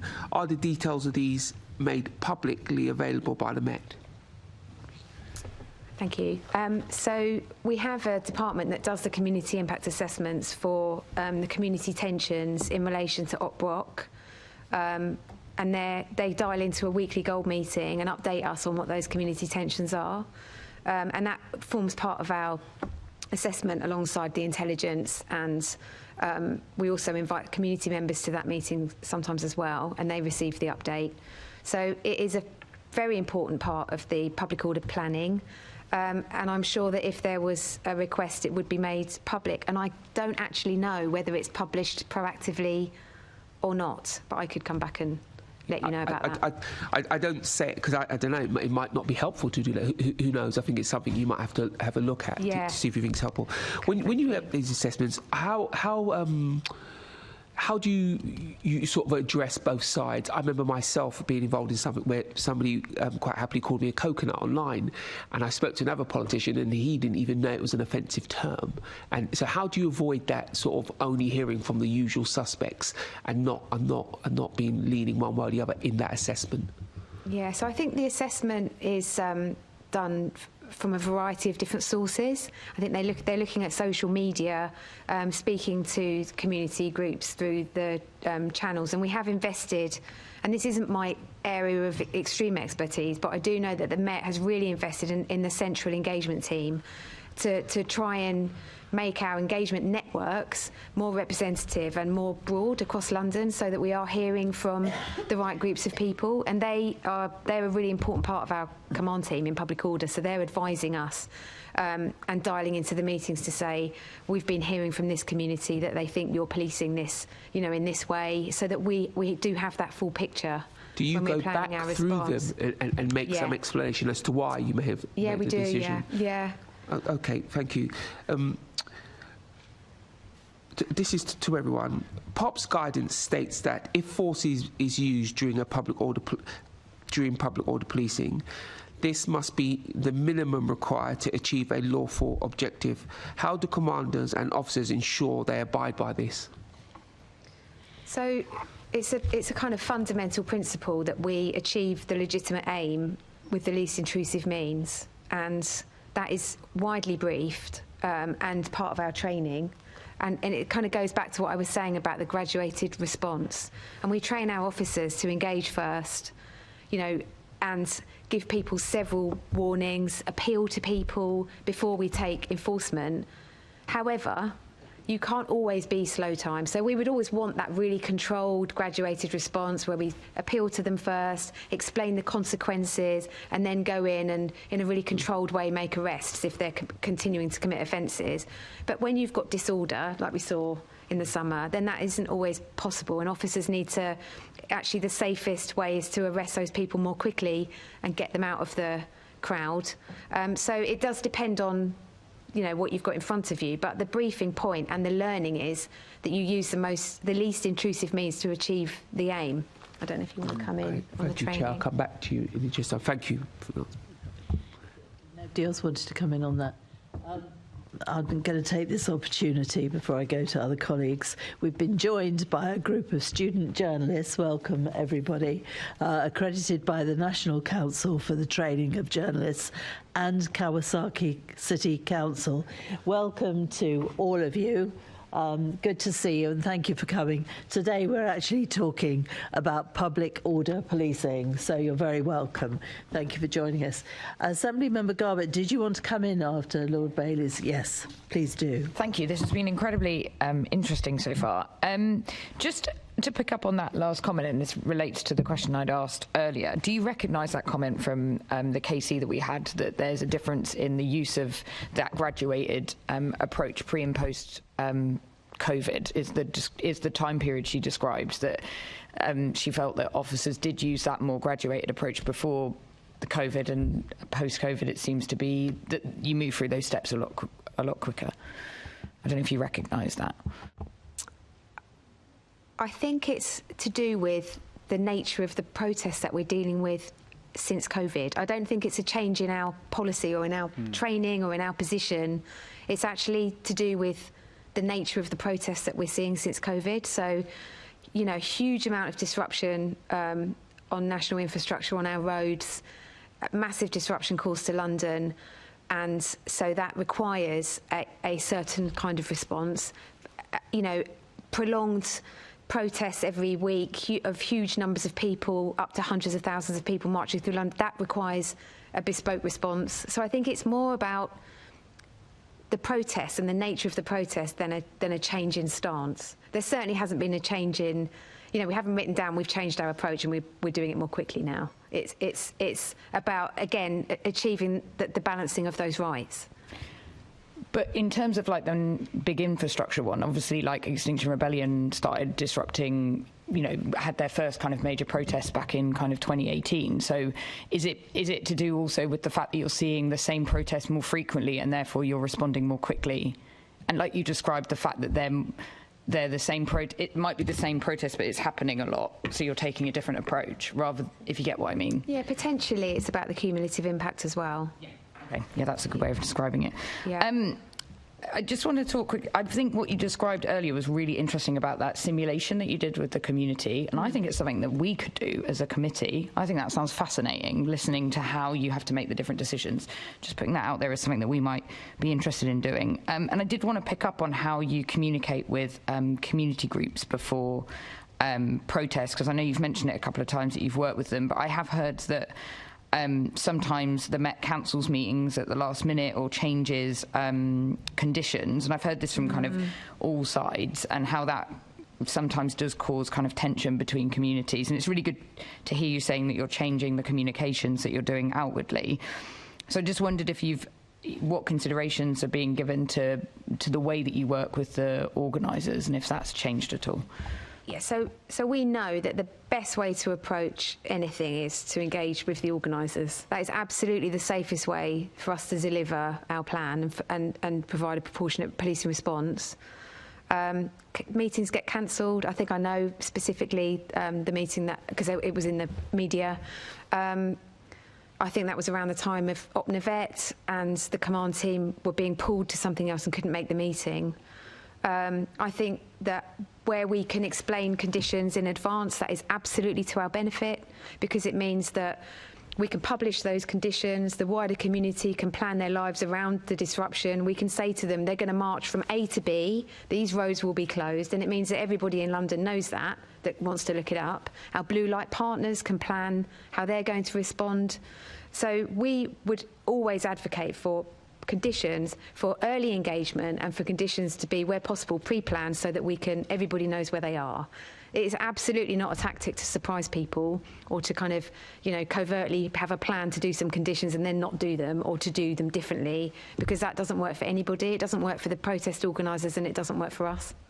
Yeah, because I think sometimes people think that the organisations have just decided within short notice, because I know that some organisations give you like a month or kind of 2 or 3 weeks. It's not like people kind of turn up the day before, because they also obviously need to advertise the start point and the date. So I think obviously it is in both benefits to have that collaboration early. I just know that sometimes there's been incidents of conditions kind of changing late, or those kind of situations. And sometimes we receive new information that the march route that they're proposing to do will actually cause a huge amount of disruption to a particular community, or there's something that comes in more late notice that we weren't aware of, and so we need to adjust our plan. But we will always explain that. Whether or not people accept our explanation is another thing, but we will always explain to people why we're putting conditions, and we write huge rationales as to why it's proportionate and why we need to do it. So I think, going back to my earlier point, we would always try early engagement and early setting of the conditions. One of the things that does happen is, obviously, if there's a significant event internationally or nationally, people will come out onto the streets, and they can mobilise at very short notice with social media, and you can get a big crowd in quite a short space of time. And obviously on those occasions we have to react much more spontaneously. Yeah, thank you. That was really insightful. Thanks. Thank you. Assembly Member Best. Thanks, Louise. Just coming back to that point around the need, how positive it is to engage early. What's the flip side of that? Have you got instances where organisers haven't engaged, and how has that led to perhaps a more disruptive or not as free-flowing protest? So it happens frequently where protest groups won't engage with us and won't speak to us and won't tell us what their plans are. And there's a host of consequences to that. The first is that we don't necessarily know what we're dealing with. We obviously have excellent intelligence function, but we sometimes just simply can't find out what's going to happen. We just hear that there's going to be something somewhere on a day, and inevitably that means we warn more resources than are necessarily needed, because we need to be ready and we need to have contingency plans. We don't know the duration of their events, so we're warning officers to work longer than they necessarily need to. It's causing more impacts on the local community where it's happening, because we can't plan in advance or work with them our policing response. So it makes things a lot more difficult if they don't engage with us. So it seems like that would be a catalyst to leading to that over-policing situation that I think a lot of protest groups sometimes are concerned about. Yeah, it can do. And also, you spoke earlier about when you're doing the impact assessments, speaking to community groups, religious groups, businesses, are residents and tourists, and how they may be impacted. Are those things that are also considered?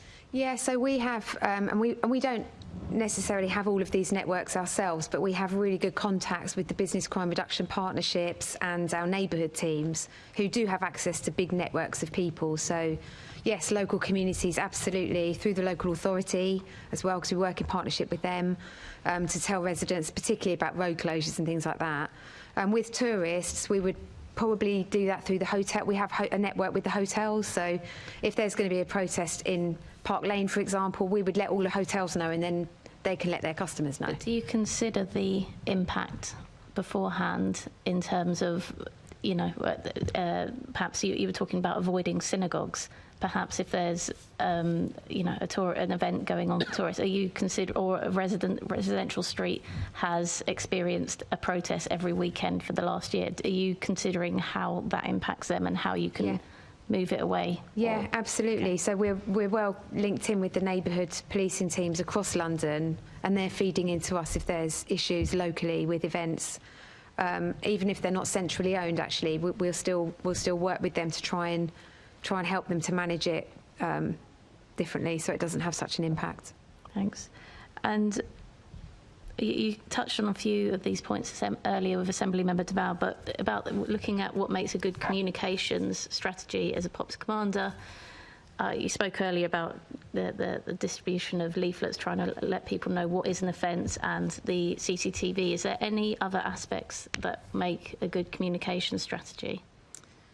So I think being dynamic and being fast at explaining what's happening is a really good tactic, so that you know, if there is disruption or there's something that the public see, and if we don't explain ourselves quickly, they will fill the gaps. So we need to be. I think being fast is a good strategy, and we're quite well supported by LSAT. They come into SOR and help us to put out kind of frequent reports. But in between that, we've got people on, you know, our social media accounts, putting out messages explaining what we're doing and why. And talking about social media, how do you use that to, for example, prevent spread of misinformation, which can be a big problem on protest days? Yeah, we do reply to misinformation carefully, but yeah, we do. Our media teams will come in and say, do you want us to reply to that? And if it's completely false, then we do want to explain what's actually happened. And another thing, you spoke about earlier as well, this thing where a viral video shows somebody being taken out of context in an interaction. Where does the Met stand with ever considering releasing body-worn images more often to kind of explain the situation, or to at least give that perspective? Yeah, it is a consideration. I think often there's a referral to the IOPC or there's a DPS investigation, which means we can't until it's all finished. Yeah. But it's not something that happens on the Met social media accounts anyway, regardless of after a case is closed. You don't see those body-worn images posted on social media very often. Sometimes, and I think these are really good, you'll have those good news stories where you show people that have been prosecuted for a crime using the CCTV, but that body-worn imagery is not really used. No, that's a good point. I'll take it back. Thank you. Okay, thanks. Moving on to the role of the police liaison teams, do they have sufficient resources to fulfil their role? The liaison teams? Yeah, so we have a kind of permanent, they're called the Gateway Team, a permanent team based within public order planning who have, you know, specific officers actually have kind of relationships with specific protest groups, a bit like a dedicated football officer would have with a particular football club, because they just get to know each other and work together well. And then on the days of the actual events, we draft in officers on aid who've had the training in how to be a police liaison officer, and they will come in. And I've never been told that they can't fulfil my resource requirement, so I think we've got sufficient. I'm not sure if it's a national thing. So Simon or Andy, did you want to add anything on the liaison teams? I mean, I think the system that Louise has described, certainly with the Gateway Team, is unique to the Met because of the scale, but it's absolutely recognised nationally as good practice and best practice. And in terms of PLT deployments on the ground, I've certainly not seen any suggestion that those roles aren't properly resourced. It's recognised as being absolutely critical. I mean, many protest events will be resourced with only PLT. I mean, that would be, as a public order commander, your ideal scenario is if you can just deploy protest liaison teams and nothing else, then that's a really good solution. It's not often the case, but where you can do that, that works really well. So I think there's definitely a recognition of how important that role is, and it's invested in. I've certainly not seen anything to indicate that those roles are under-resourced in any way. Simon, did you have anything to add on that? No, I would agree with that. We don't tend to get many communications from PLT officers. If you go into that role, then you know that you're going to be engaged in public order events, which means weekend working and events. So you wouldn't go into it unless you were prepared for being mucked around a little bit and having your weekends ruined. Okay. And just to touch on also that stakeholder work with the other blue light services, especially on the protest days, and perhaps even the army, I suppose, one day in the future if things continue. And officers keep on handing in notices and leaving. I mean, it's a serious situation that I can actually see we would have no other option. How does that stakeholder engagement work? So we have a sort of standing relationship with our London partners anyway, and then leading up to particular events. So, for example, this weekend is Remembrance, and I've had gold groups with, it would be the GLA, Westminster City Council, Fire Brigade, Ambulance Service, all of the key stakeholders that would want to know what my plans are, but also we can make sure that everybody's happy with what's happening. And then we have those kind of connections on the day of the event as well. So if something happens, we know who we're talking to and we can convene a meeting quite easily. On the really big events, we have representatives from certainly the LAS and the LFB in SOR with us. And if it's a ceremonial event where the military have a role, they will be co-located with us as well. So on Sunday, I will have somebody from the military in SOR, so that we can problem solve together if anything happens. Thank you. And just one final thing, Chair, was I wanted to come back to this communication and the two-tier policing that's been raised, I think, a lot today. And actually, it's a really unfortunate phrase because two-tier policing centres policing when a lot of what people are angry at and making comparisons around come from decisions by CPS, IOPC, politicians, but everything lands on the doorstep of policing. Is there anything further police could do, perhaps communicate? Because I think when you look at most of the work that police does, that is, on the ground, the fair response to what has happened. And what happens after is actually out of the police's hands in terms of what goes forward and what doesn't.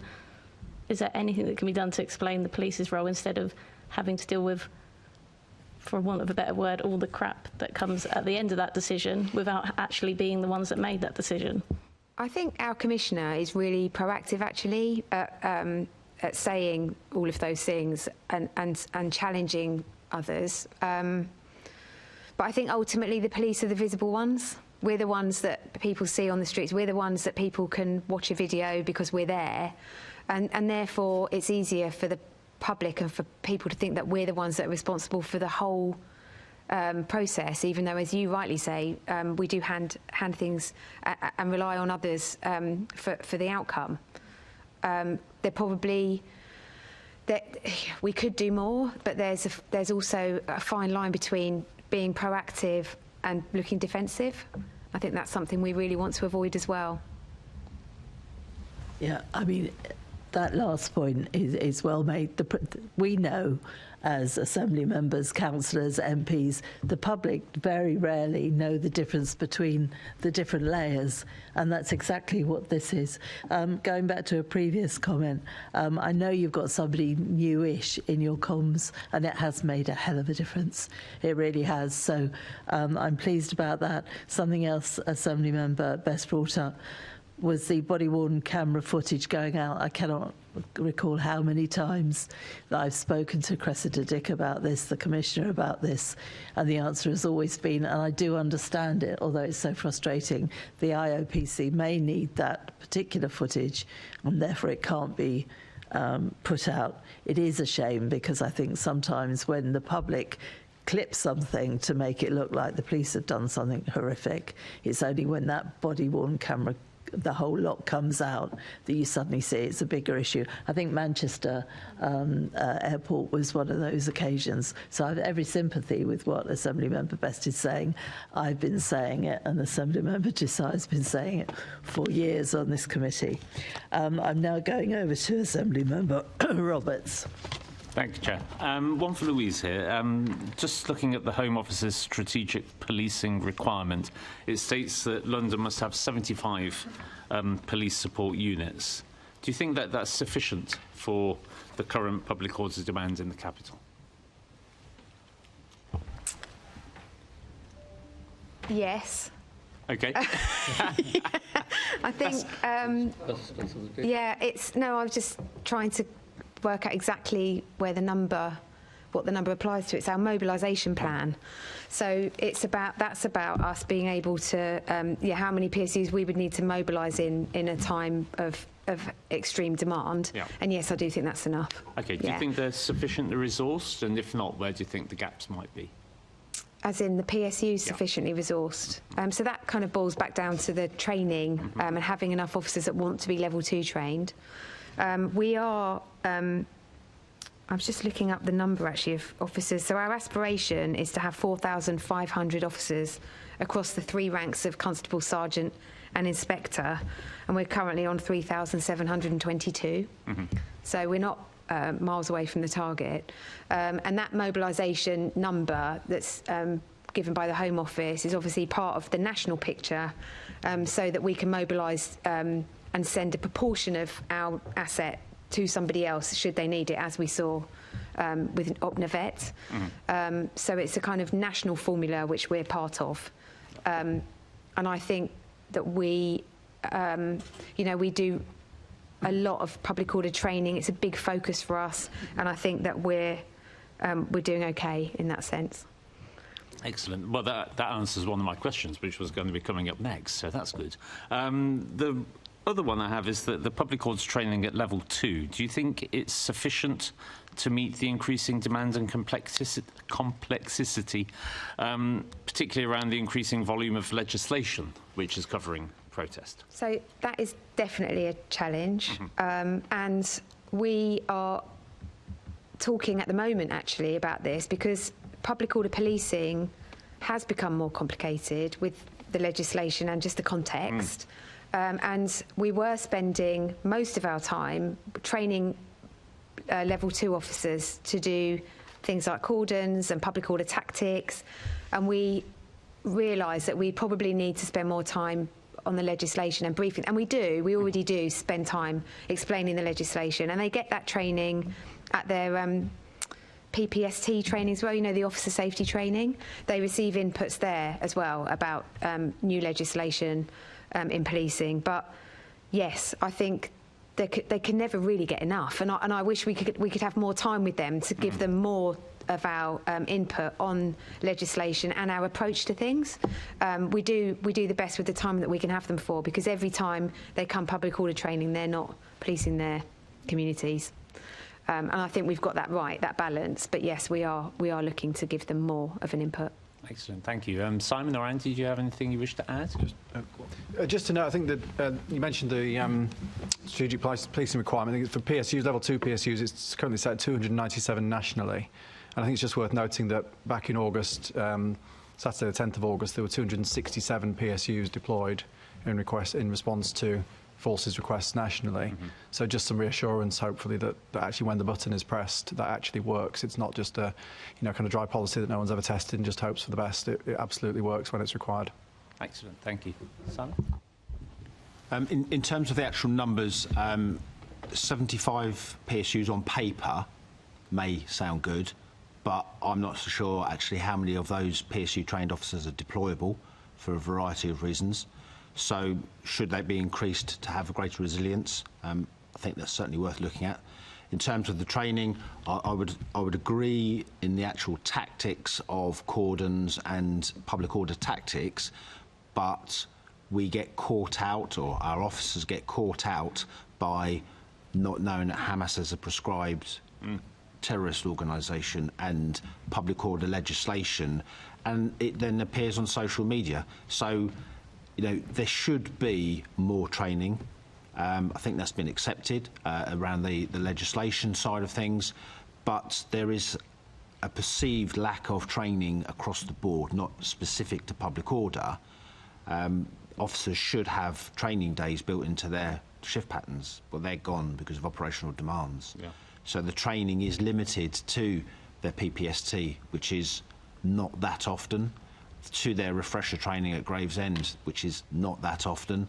So they are very much reliant on picking it up as they go along, learning as they go along, which is far from ideal.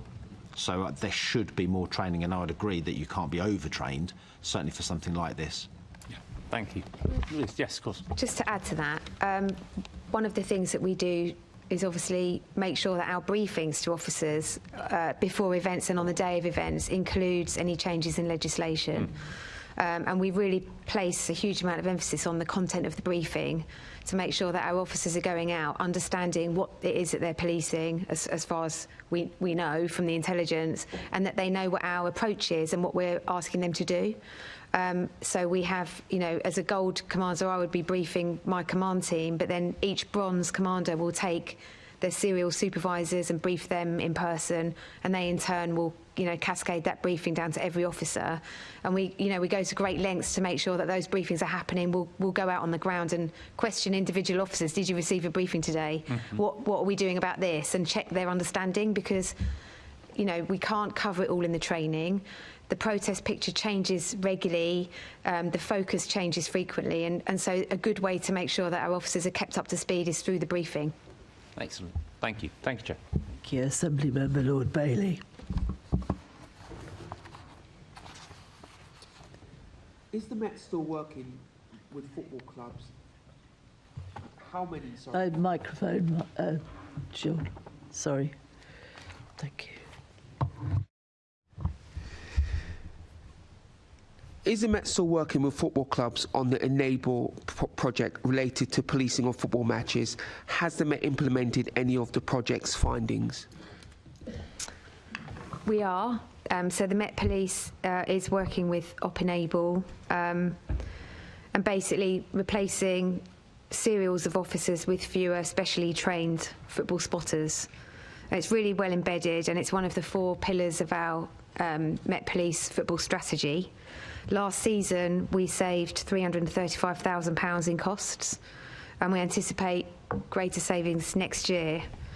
And I have got a breakdown of the different clubs and the savings that were made. But, yeah, it's working well, and we're very supportive. Through you, Chair, perhaps we could have a look at that breakdown. You know, if you could provide to the committee, I'm sure the Chair could distribute it. OK.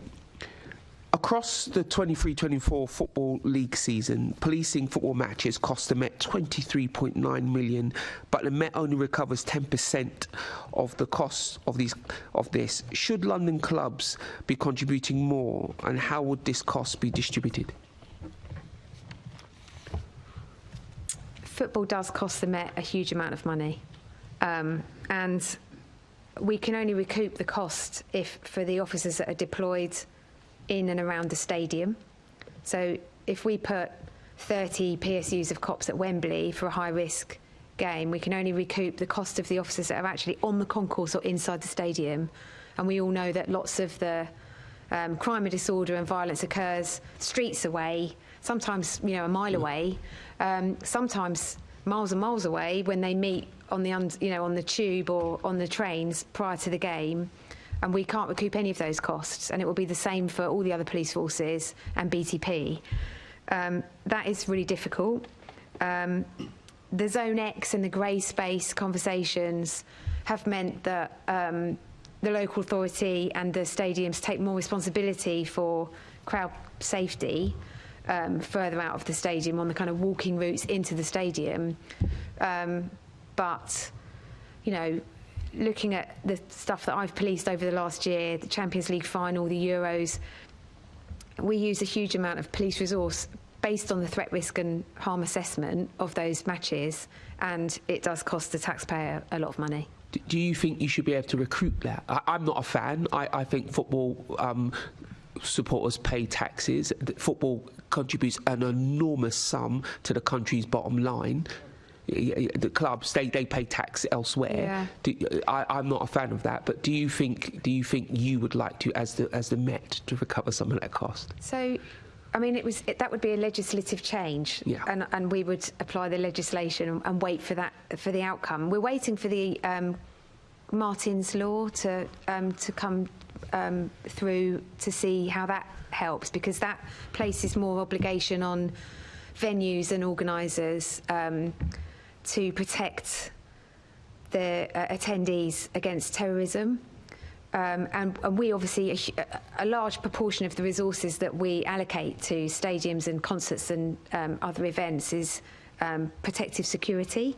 And if the stadiums are required to put more infrastructure in place for that protective security, that would ease some of the burden on policing. That sounds that comes to the question of distribution, because if somebody is going to pay, I think it would be better done through the organised leagues rather than the individual clubs. That's just an opinion. But when you talk about Marty's Law, is that about personnel or is that about physical changes, or both? I think it's both. So they want for more people to be employed at the venue to provide protective security, but for them to realistically consider the threat to their people coming and to put in appropriate measures, which in my view would include infrastructure. Okay. Thank you, Chair. You've got a very quick question, have you, Zoe? Yeah, a quick operational one, because I was going to ask it in a minute, but I know this is our operational bit. I just wanted to quickly ask about the use of animals. Do you use horses frequently in protest policing? And if so, is there any kind of review of that being like an effective way of using kind of land and resources? And yeah, and I wonder what officers, if there's more officers being trained in animals. Yeah, so we don't use... I don't think the Met in general, we don't use horses a huge amount in protest. We use horses a lot more for ceremonials. They're a really excellent tactic for certain things. They're brilliant for engaging with crowds. They're highly, extremely visible. They're really good in the parks for open spaces, for patrolling large open spaces, and for the public to be able to see them as a reassuring presence. We deploy horses rarely in protest, and it's usually when it's going quite wrong and we need help with the dispersal. But that is, that's a difficult tactic to deliver, and I think most public order commanders appreciate that that there would be a kind of a threshold before you would deploy the horses onto a protest. We use them in football because, again, at football you have large crowds of people who can't see a police officer, and the horses are above the crowd, excellent vantage point, but also the public are reassured by seeing them there. So they're a useful tactic. I don't know how to phrase this, but in terms of, I know we've been talking about the protection of police officers, is there the kind of the well-being of the horses being considered with the escalation or the use of them in this context? Yes, so the welfare of the horses is really important, and the mounted branch are extremely vocal and quite rightly challenging about how the horses are looked after. Great, that's really helpful. Thanks. That's very topical at the moment because I spend too much time on Twitter, but there was a little video of demonstrators making so much noise by this beautiful horse. Did you see it? Clearly causing distress to this horse. It's awful to watch. They're beautiful. I used to see them at Tottenham when I used to go to the football quite a lot, but they're very imposing, and I think you're quite right. You can see them for a long way. They're really incredible. We're now at the last section, which is about legislation. So it's the fun part of the of the meeting, so we can steam through this, I'm sure. So a question to all of you: has the introduction of new legislation over the last 3 years helped or hindered the Met in its public order policing? And perhaps you can give a reason why it is or it isn't. Who wants to start? I think in general terms, in terms of legislation, I think what policing has asked for and consistently asked for is clarity. So it's not for policing to say, and talking not just about public order policing, but just more generally, it's not for policing to say this should be illegal and this shouldn't be illegal and this should change. In broad terms, that's a matter for elected representatives and for the democratic process. I think what we've been asking for in policing in the public order context is clarity on what's on legality and the framework, which is partly what the new Public Order Act in particular has addressed. So things like a clearer definition of serious disruption, some clarity around issues that have arisen from particular cases. So we've talked about blocking roads earlier this morning. We know that the case of Ziegler at the Supreme Court had a big impact on how that issue was dealt with, and there were various views about whether the kind of wide application of Ziegler was or wasn't appropriate. So better clarification in terms of interference with infrastructure, interference with roads was sought and has been provided by the Public Order Act provisions. So I think a lot of it has been useful in that sense. As I say, it wouldn't be for the College of Policing to say, well, we think this should be criminalised and this shouldn't be criminalised. No, I accept that. In terms of the helpful nature of some of that clarification, and of course all of this, whenever you get new legislation, of course, all of it is subject to test once it actually arrives at the court and how the court interprets the use of that legislation. So no doubt this will be an iterative process over the next few months and years. But certainly from a college perspective, in terms of training officers, in terms of officers understanding what their powers are, some of the clarification that's arisen from those Public Order Act provisions has been very helpful. Yeah, and it is clarity, so that's quite right. Louise, have you got a view on this?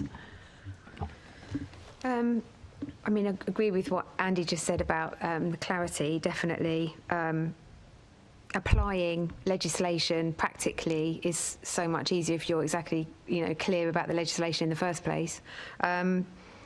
Since the new powers provided by Parliament, we have used the new offences of being locked on or going equipped for locking on 12 times, which gives an indication that we're not using it all the time, but it is something that has been applied.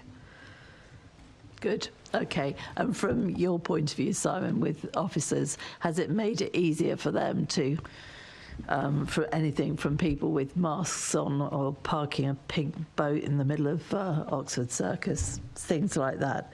Has it made it easier for them to say no? It's the provision of the clarity is more helpful for officers. Obviously, the introduction of new legislation requires officers to be up to speed with it, but when they are up to speed with it, it's the clarity, and it makes it easier for them to deal with individuals on the streets. Good. Okay, thank you very much.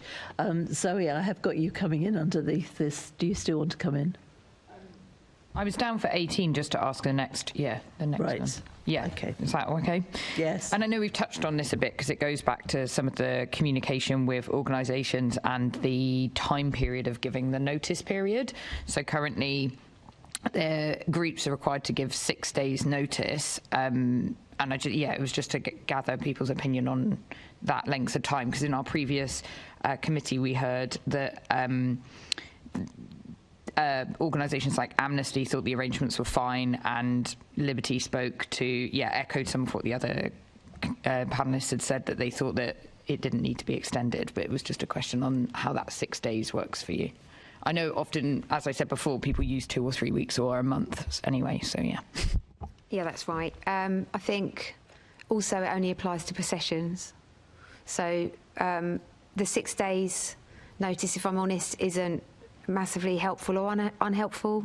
We have groups that engage with us, like I said, way before, and we actually also have groups that, as a result of something that's happened overnight on the news, want to come the next day, and we don't habitually prosecute people for not complying with 6 days if there's been something of that nature. That's really helpful. Thank you. I think that's all. Thanks. Thank you. Assembly Member Ahmed, I had you as a possible coming in under this. No, you're fine. Right, I'm asking the next one. This is to Louise. What process does the Met use before implementing Section 12 orders on protest marches? So the process would be the engagement with all the different groups affected by the protest or march. Local community, business community, the organisers themselves, and then really it's part of that weighing up of rights process, and then the actual process in terms of paperwork is that if it's pre-planned, then it can only be authorised by a commander. It's actually an assistant commissioner, but they can delegate it to a commander, and that does happen quite frequently. So a commander or above, we scrutinise the rationale, which is usually taking into account previous similar protests and the impact that that's had on communities, and then we run it through our lawyers, and then we take it to our communications team, who then decide how we're going to communicate that publicly. Yep. Okay, again, I think it's something that the public think is just thrown in there with very little thought. I know, but unfortunately the public don't, and I think they think it's I think they think sometimes that the police just slap these orders on without all the stuff going on behind, and I'm more than aware of what goes on. Okay, thank you. We're now going over to Assembly Member Best. Thank you, Louise. To you again, if that's okay. Just on the new powers around the noise trigger, to what extent have you used these powers or will use these powers? I don't actually have the answer to that question in terms of how much we've used those powers. No. Do you know nationally? Which is making me think not very much. But I can come back with specifics. I mean, anecdotally, I've seen very little. We look at the reporting of all the uses of different powers and what that looks like. I've seen very little reporting of the use of that, but we could, as Louise says, between us, we could certainly provide you with a more accurate picture. Yeah, perhaps if a written answer of this committee would be beneficial, and I suppose that will make it slightly harder to answer my next question in relation to how you communicate the concerns over the noise trigger and make that decision. But I suppose, again, if it's easier to also put that, yes, please, in a letter, but it would also be useful in that letter or note to the committee to understand how you communicate concerns around noise, and that the noise trigger is going to be evoked if it doesn't cease, and also how you make the judgment as to what causes that distress.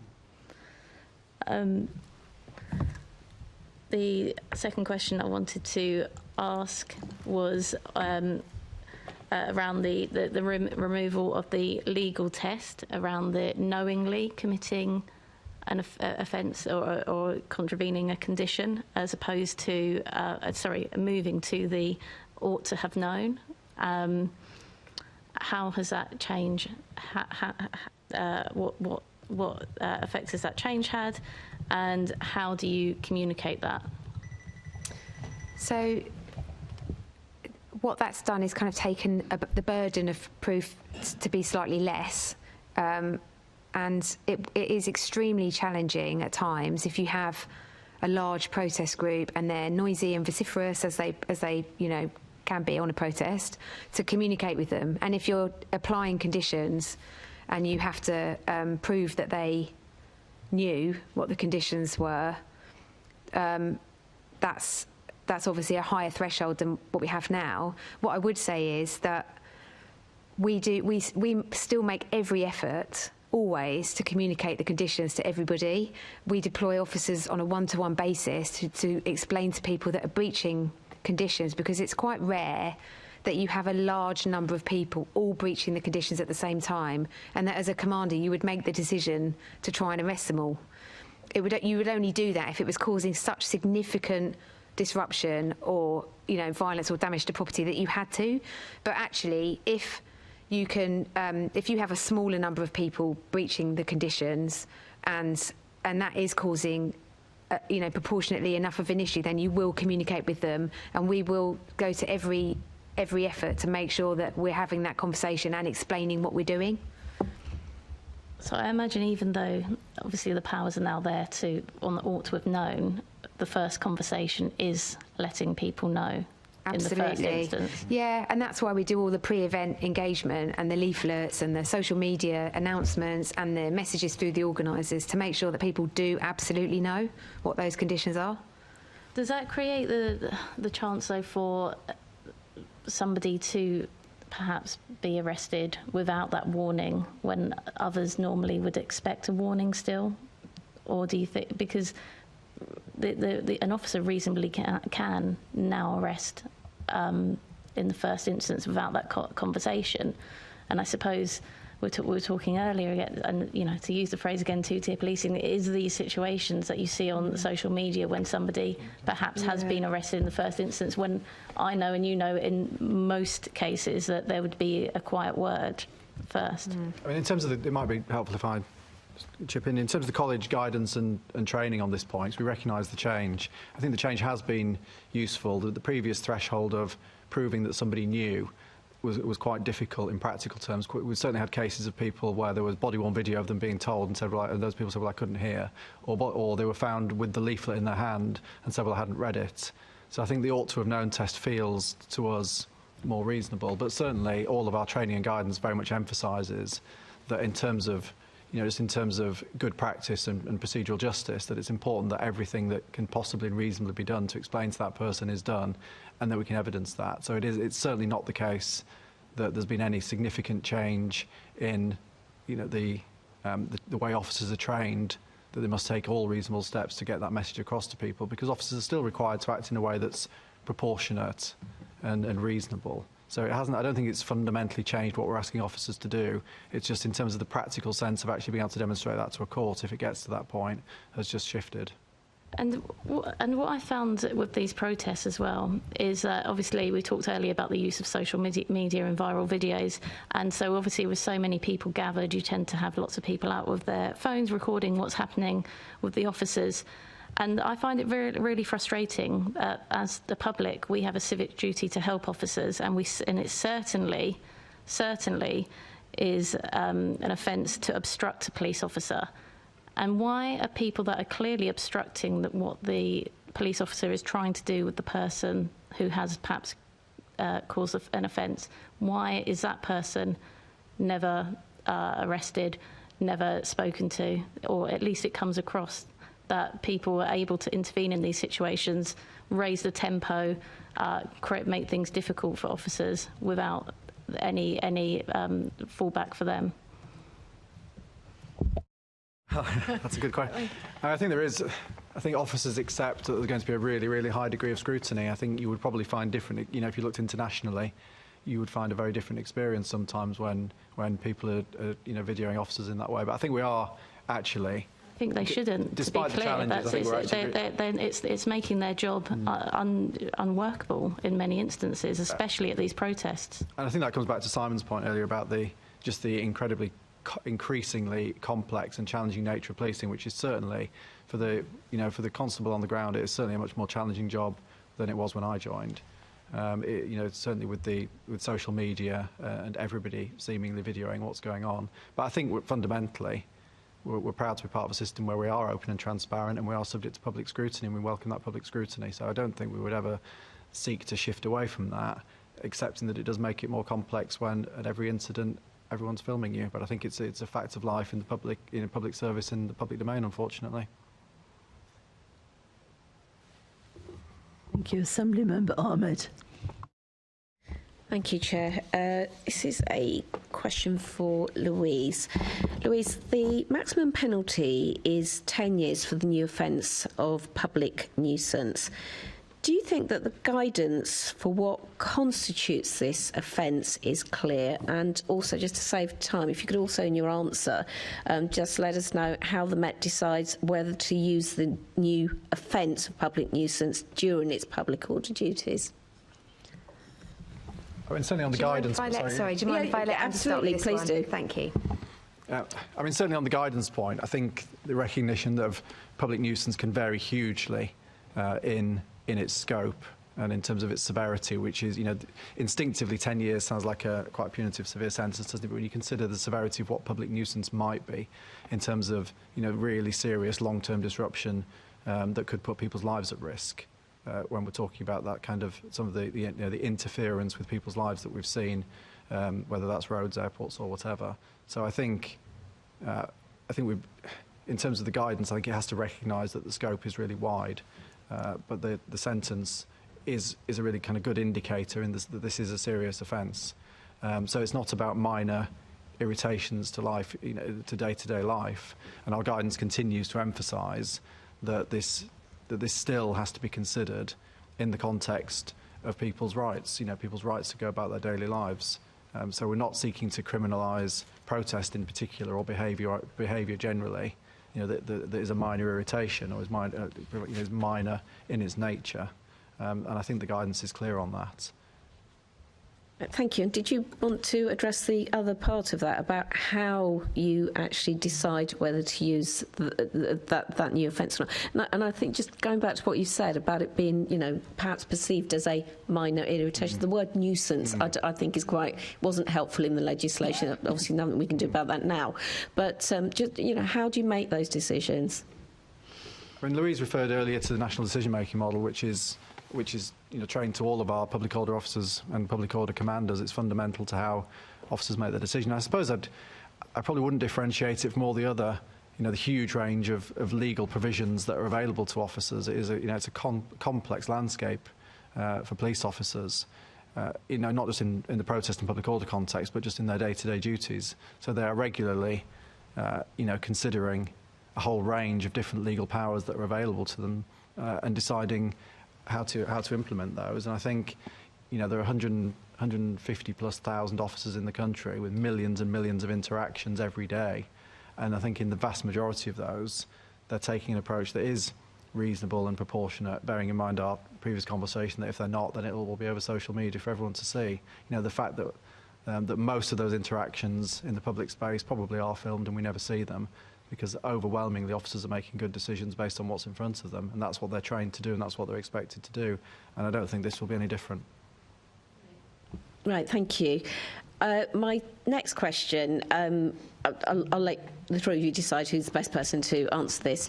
So how will the Met ensure that powers to stop and search without suspicion for items related to protest aren't used in a disproportionate and intrusive way? Who'd like to answer that, Louise? Yeah, I'll answer that one. I think in the same way that we need to make sure that we don't use our powers disproportionately in other areas of policing, we are subject to scrutiny. We are transparent and accountable with how we're using our powers, and I think it's not different to that really. Just because it's within the protest kind of landscape doesn't mean it's not subject to the same requirement for a clear rationale and for clear grounds. Thank you. Thank you, Chair. Assemblymember Garbett.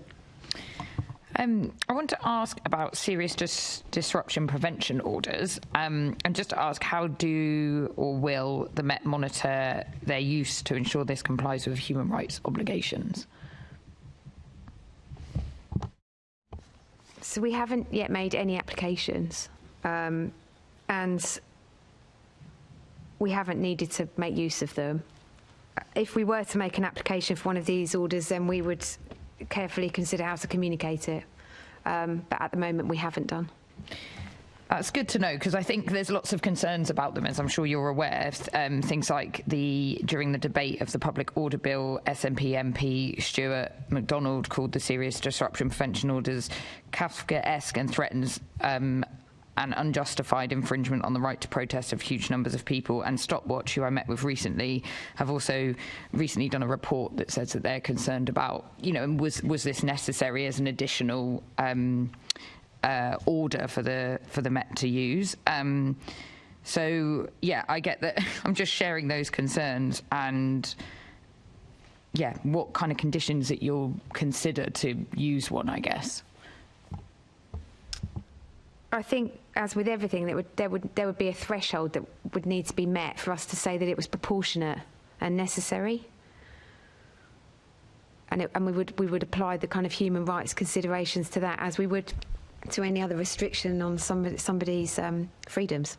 It's just interesting that, given we were talking about the unprecedented scale of kind of disruption, that these haven't had to be employed. I'm just trying to kind of explore why they were kind of. I know that the Met didn't request this, but I just think it's interesting as a tool, but you haven't used it, and obviously there's this criticism of it. It was just to kind of put that, if you had any view on them in general, I guess. I don't have a view on the legislation or the reasons behind it, other than that it's as I said, it's a kind of option, and we haven't felt the need to use it so far. Thanks. Thank you. Anyone else got any? Do you have any comments on? No. Thank you. Right, I'm asking the last couple of questions. The first one's technical, the other one's on opinion. So, Simon, if I come to you, what impact has the change in threshold related to serious disruption, to include anything more than minor, had on officers? Is the Met currently using the more than minor threshold in its public order policing? Certainly from officers' experiences, it would have to be more than minor. Go back to my previous comments about lack of confidence. Officers would be doubly sure before they did anything to avoid any form of criticism or being trialled by social media. So, yes. This has really concerned me. Of all of the things we've talked about today, this is the thing that is concerning me personally more than any of it.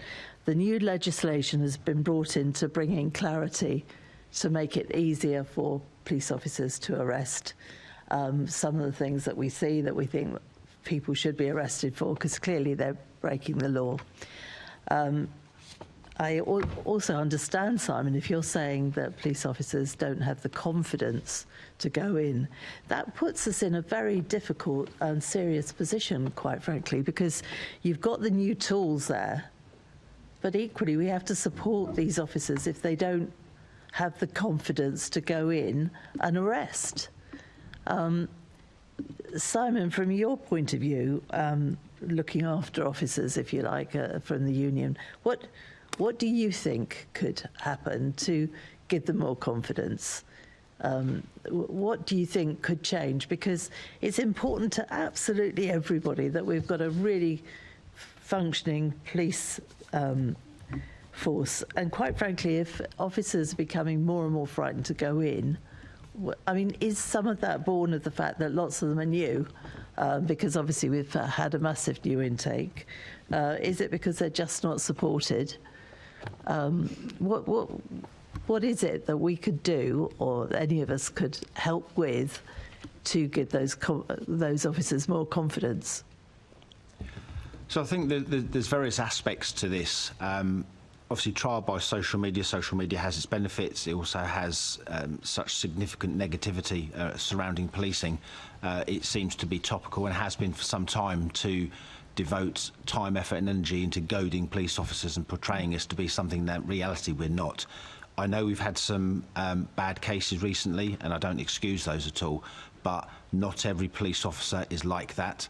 The vast majority of police officers are decent individuals who want to serve the public and do a good job. And when you are constantly bashed by the public, by social media, by the mainstream media, it has to have an effect on you. We then look at the Independent Office of Police Conduct, CPS, some of their decision-making, some of the investigations that go on for years. I'm still dealing with an investigation from 2016. Disgraceful. So that officer is still going through, and that's not unusual. No, I know. Now, in terms of they've been to Crown Court, they've been through gross misconduct, they're waiting on an inquest. This is significantly impacting, and all of their colleagues see this individual going through something for doing his job and what the public would expect of him. It's constant. There is an accountability review that the last government commissioned. I've not seen that published yet, so I'm waiting on the new government to publish that. I think the accountability review will be quite damning in terms of some of the public bodies involved in that. Commissioners touched on it. We want to be held accountable, but it's got to be fair, balanced and proportionate. And unfortunately, too many officers are subject to witch hunts, and it just comes to the point and go, why am I doing this? And that feeds into lack of recruitment, attrition rates, not taking up specialist positions. So I think it's just incumbent on the whole of society and everybody involved to be supportive. Yeah, because officers are decent people, vast majority of. Well, police officers are all of us, but with a uniform, you're all. We are you, as it were. I could not agree more with you more. The IOPC, I wouldn't like to voice my view on some situations there. And one of the things, and this is a personal view, I saw that BBC programme on Monday night on the Chris Carver case. I was absolutely appalled. What feedback, because I thought it was so one-sided, what's feedback have you had from your officers on that?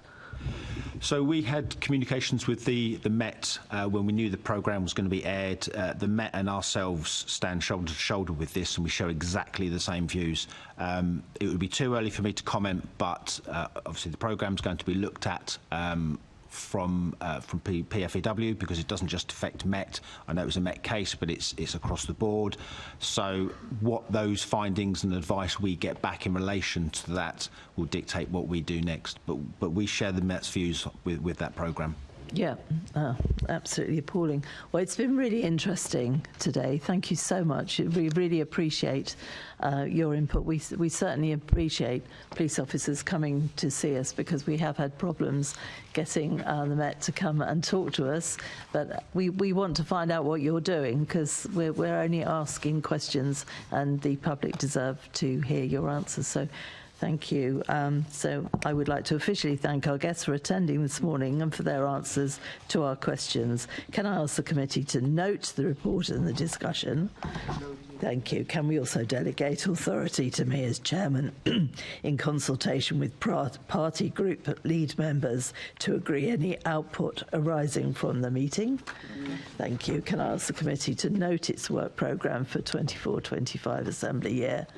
And the next meeting of the committee is scheduled to take place on Wednesday, the 20th of November, 2024 at 10 a.m. in the Chamber, City Hall. I have no urgent business, so that concludes today's meeting. Thank you, everybody.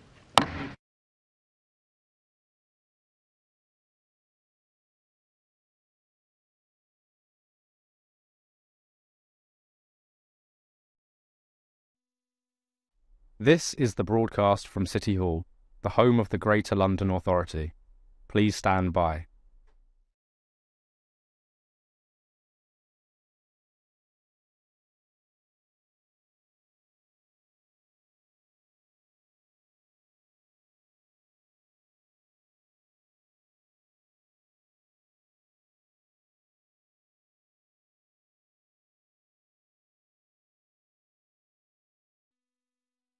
This is the broadcast from City Hall, the home of the Greater London Authority. Please stand by.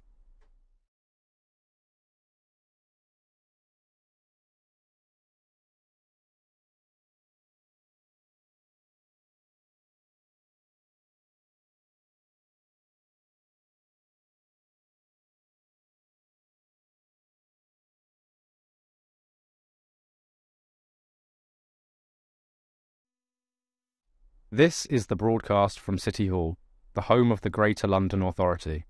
Please stand by.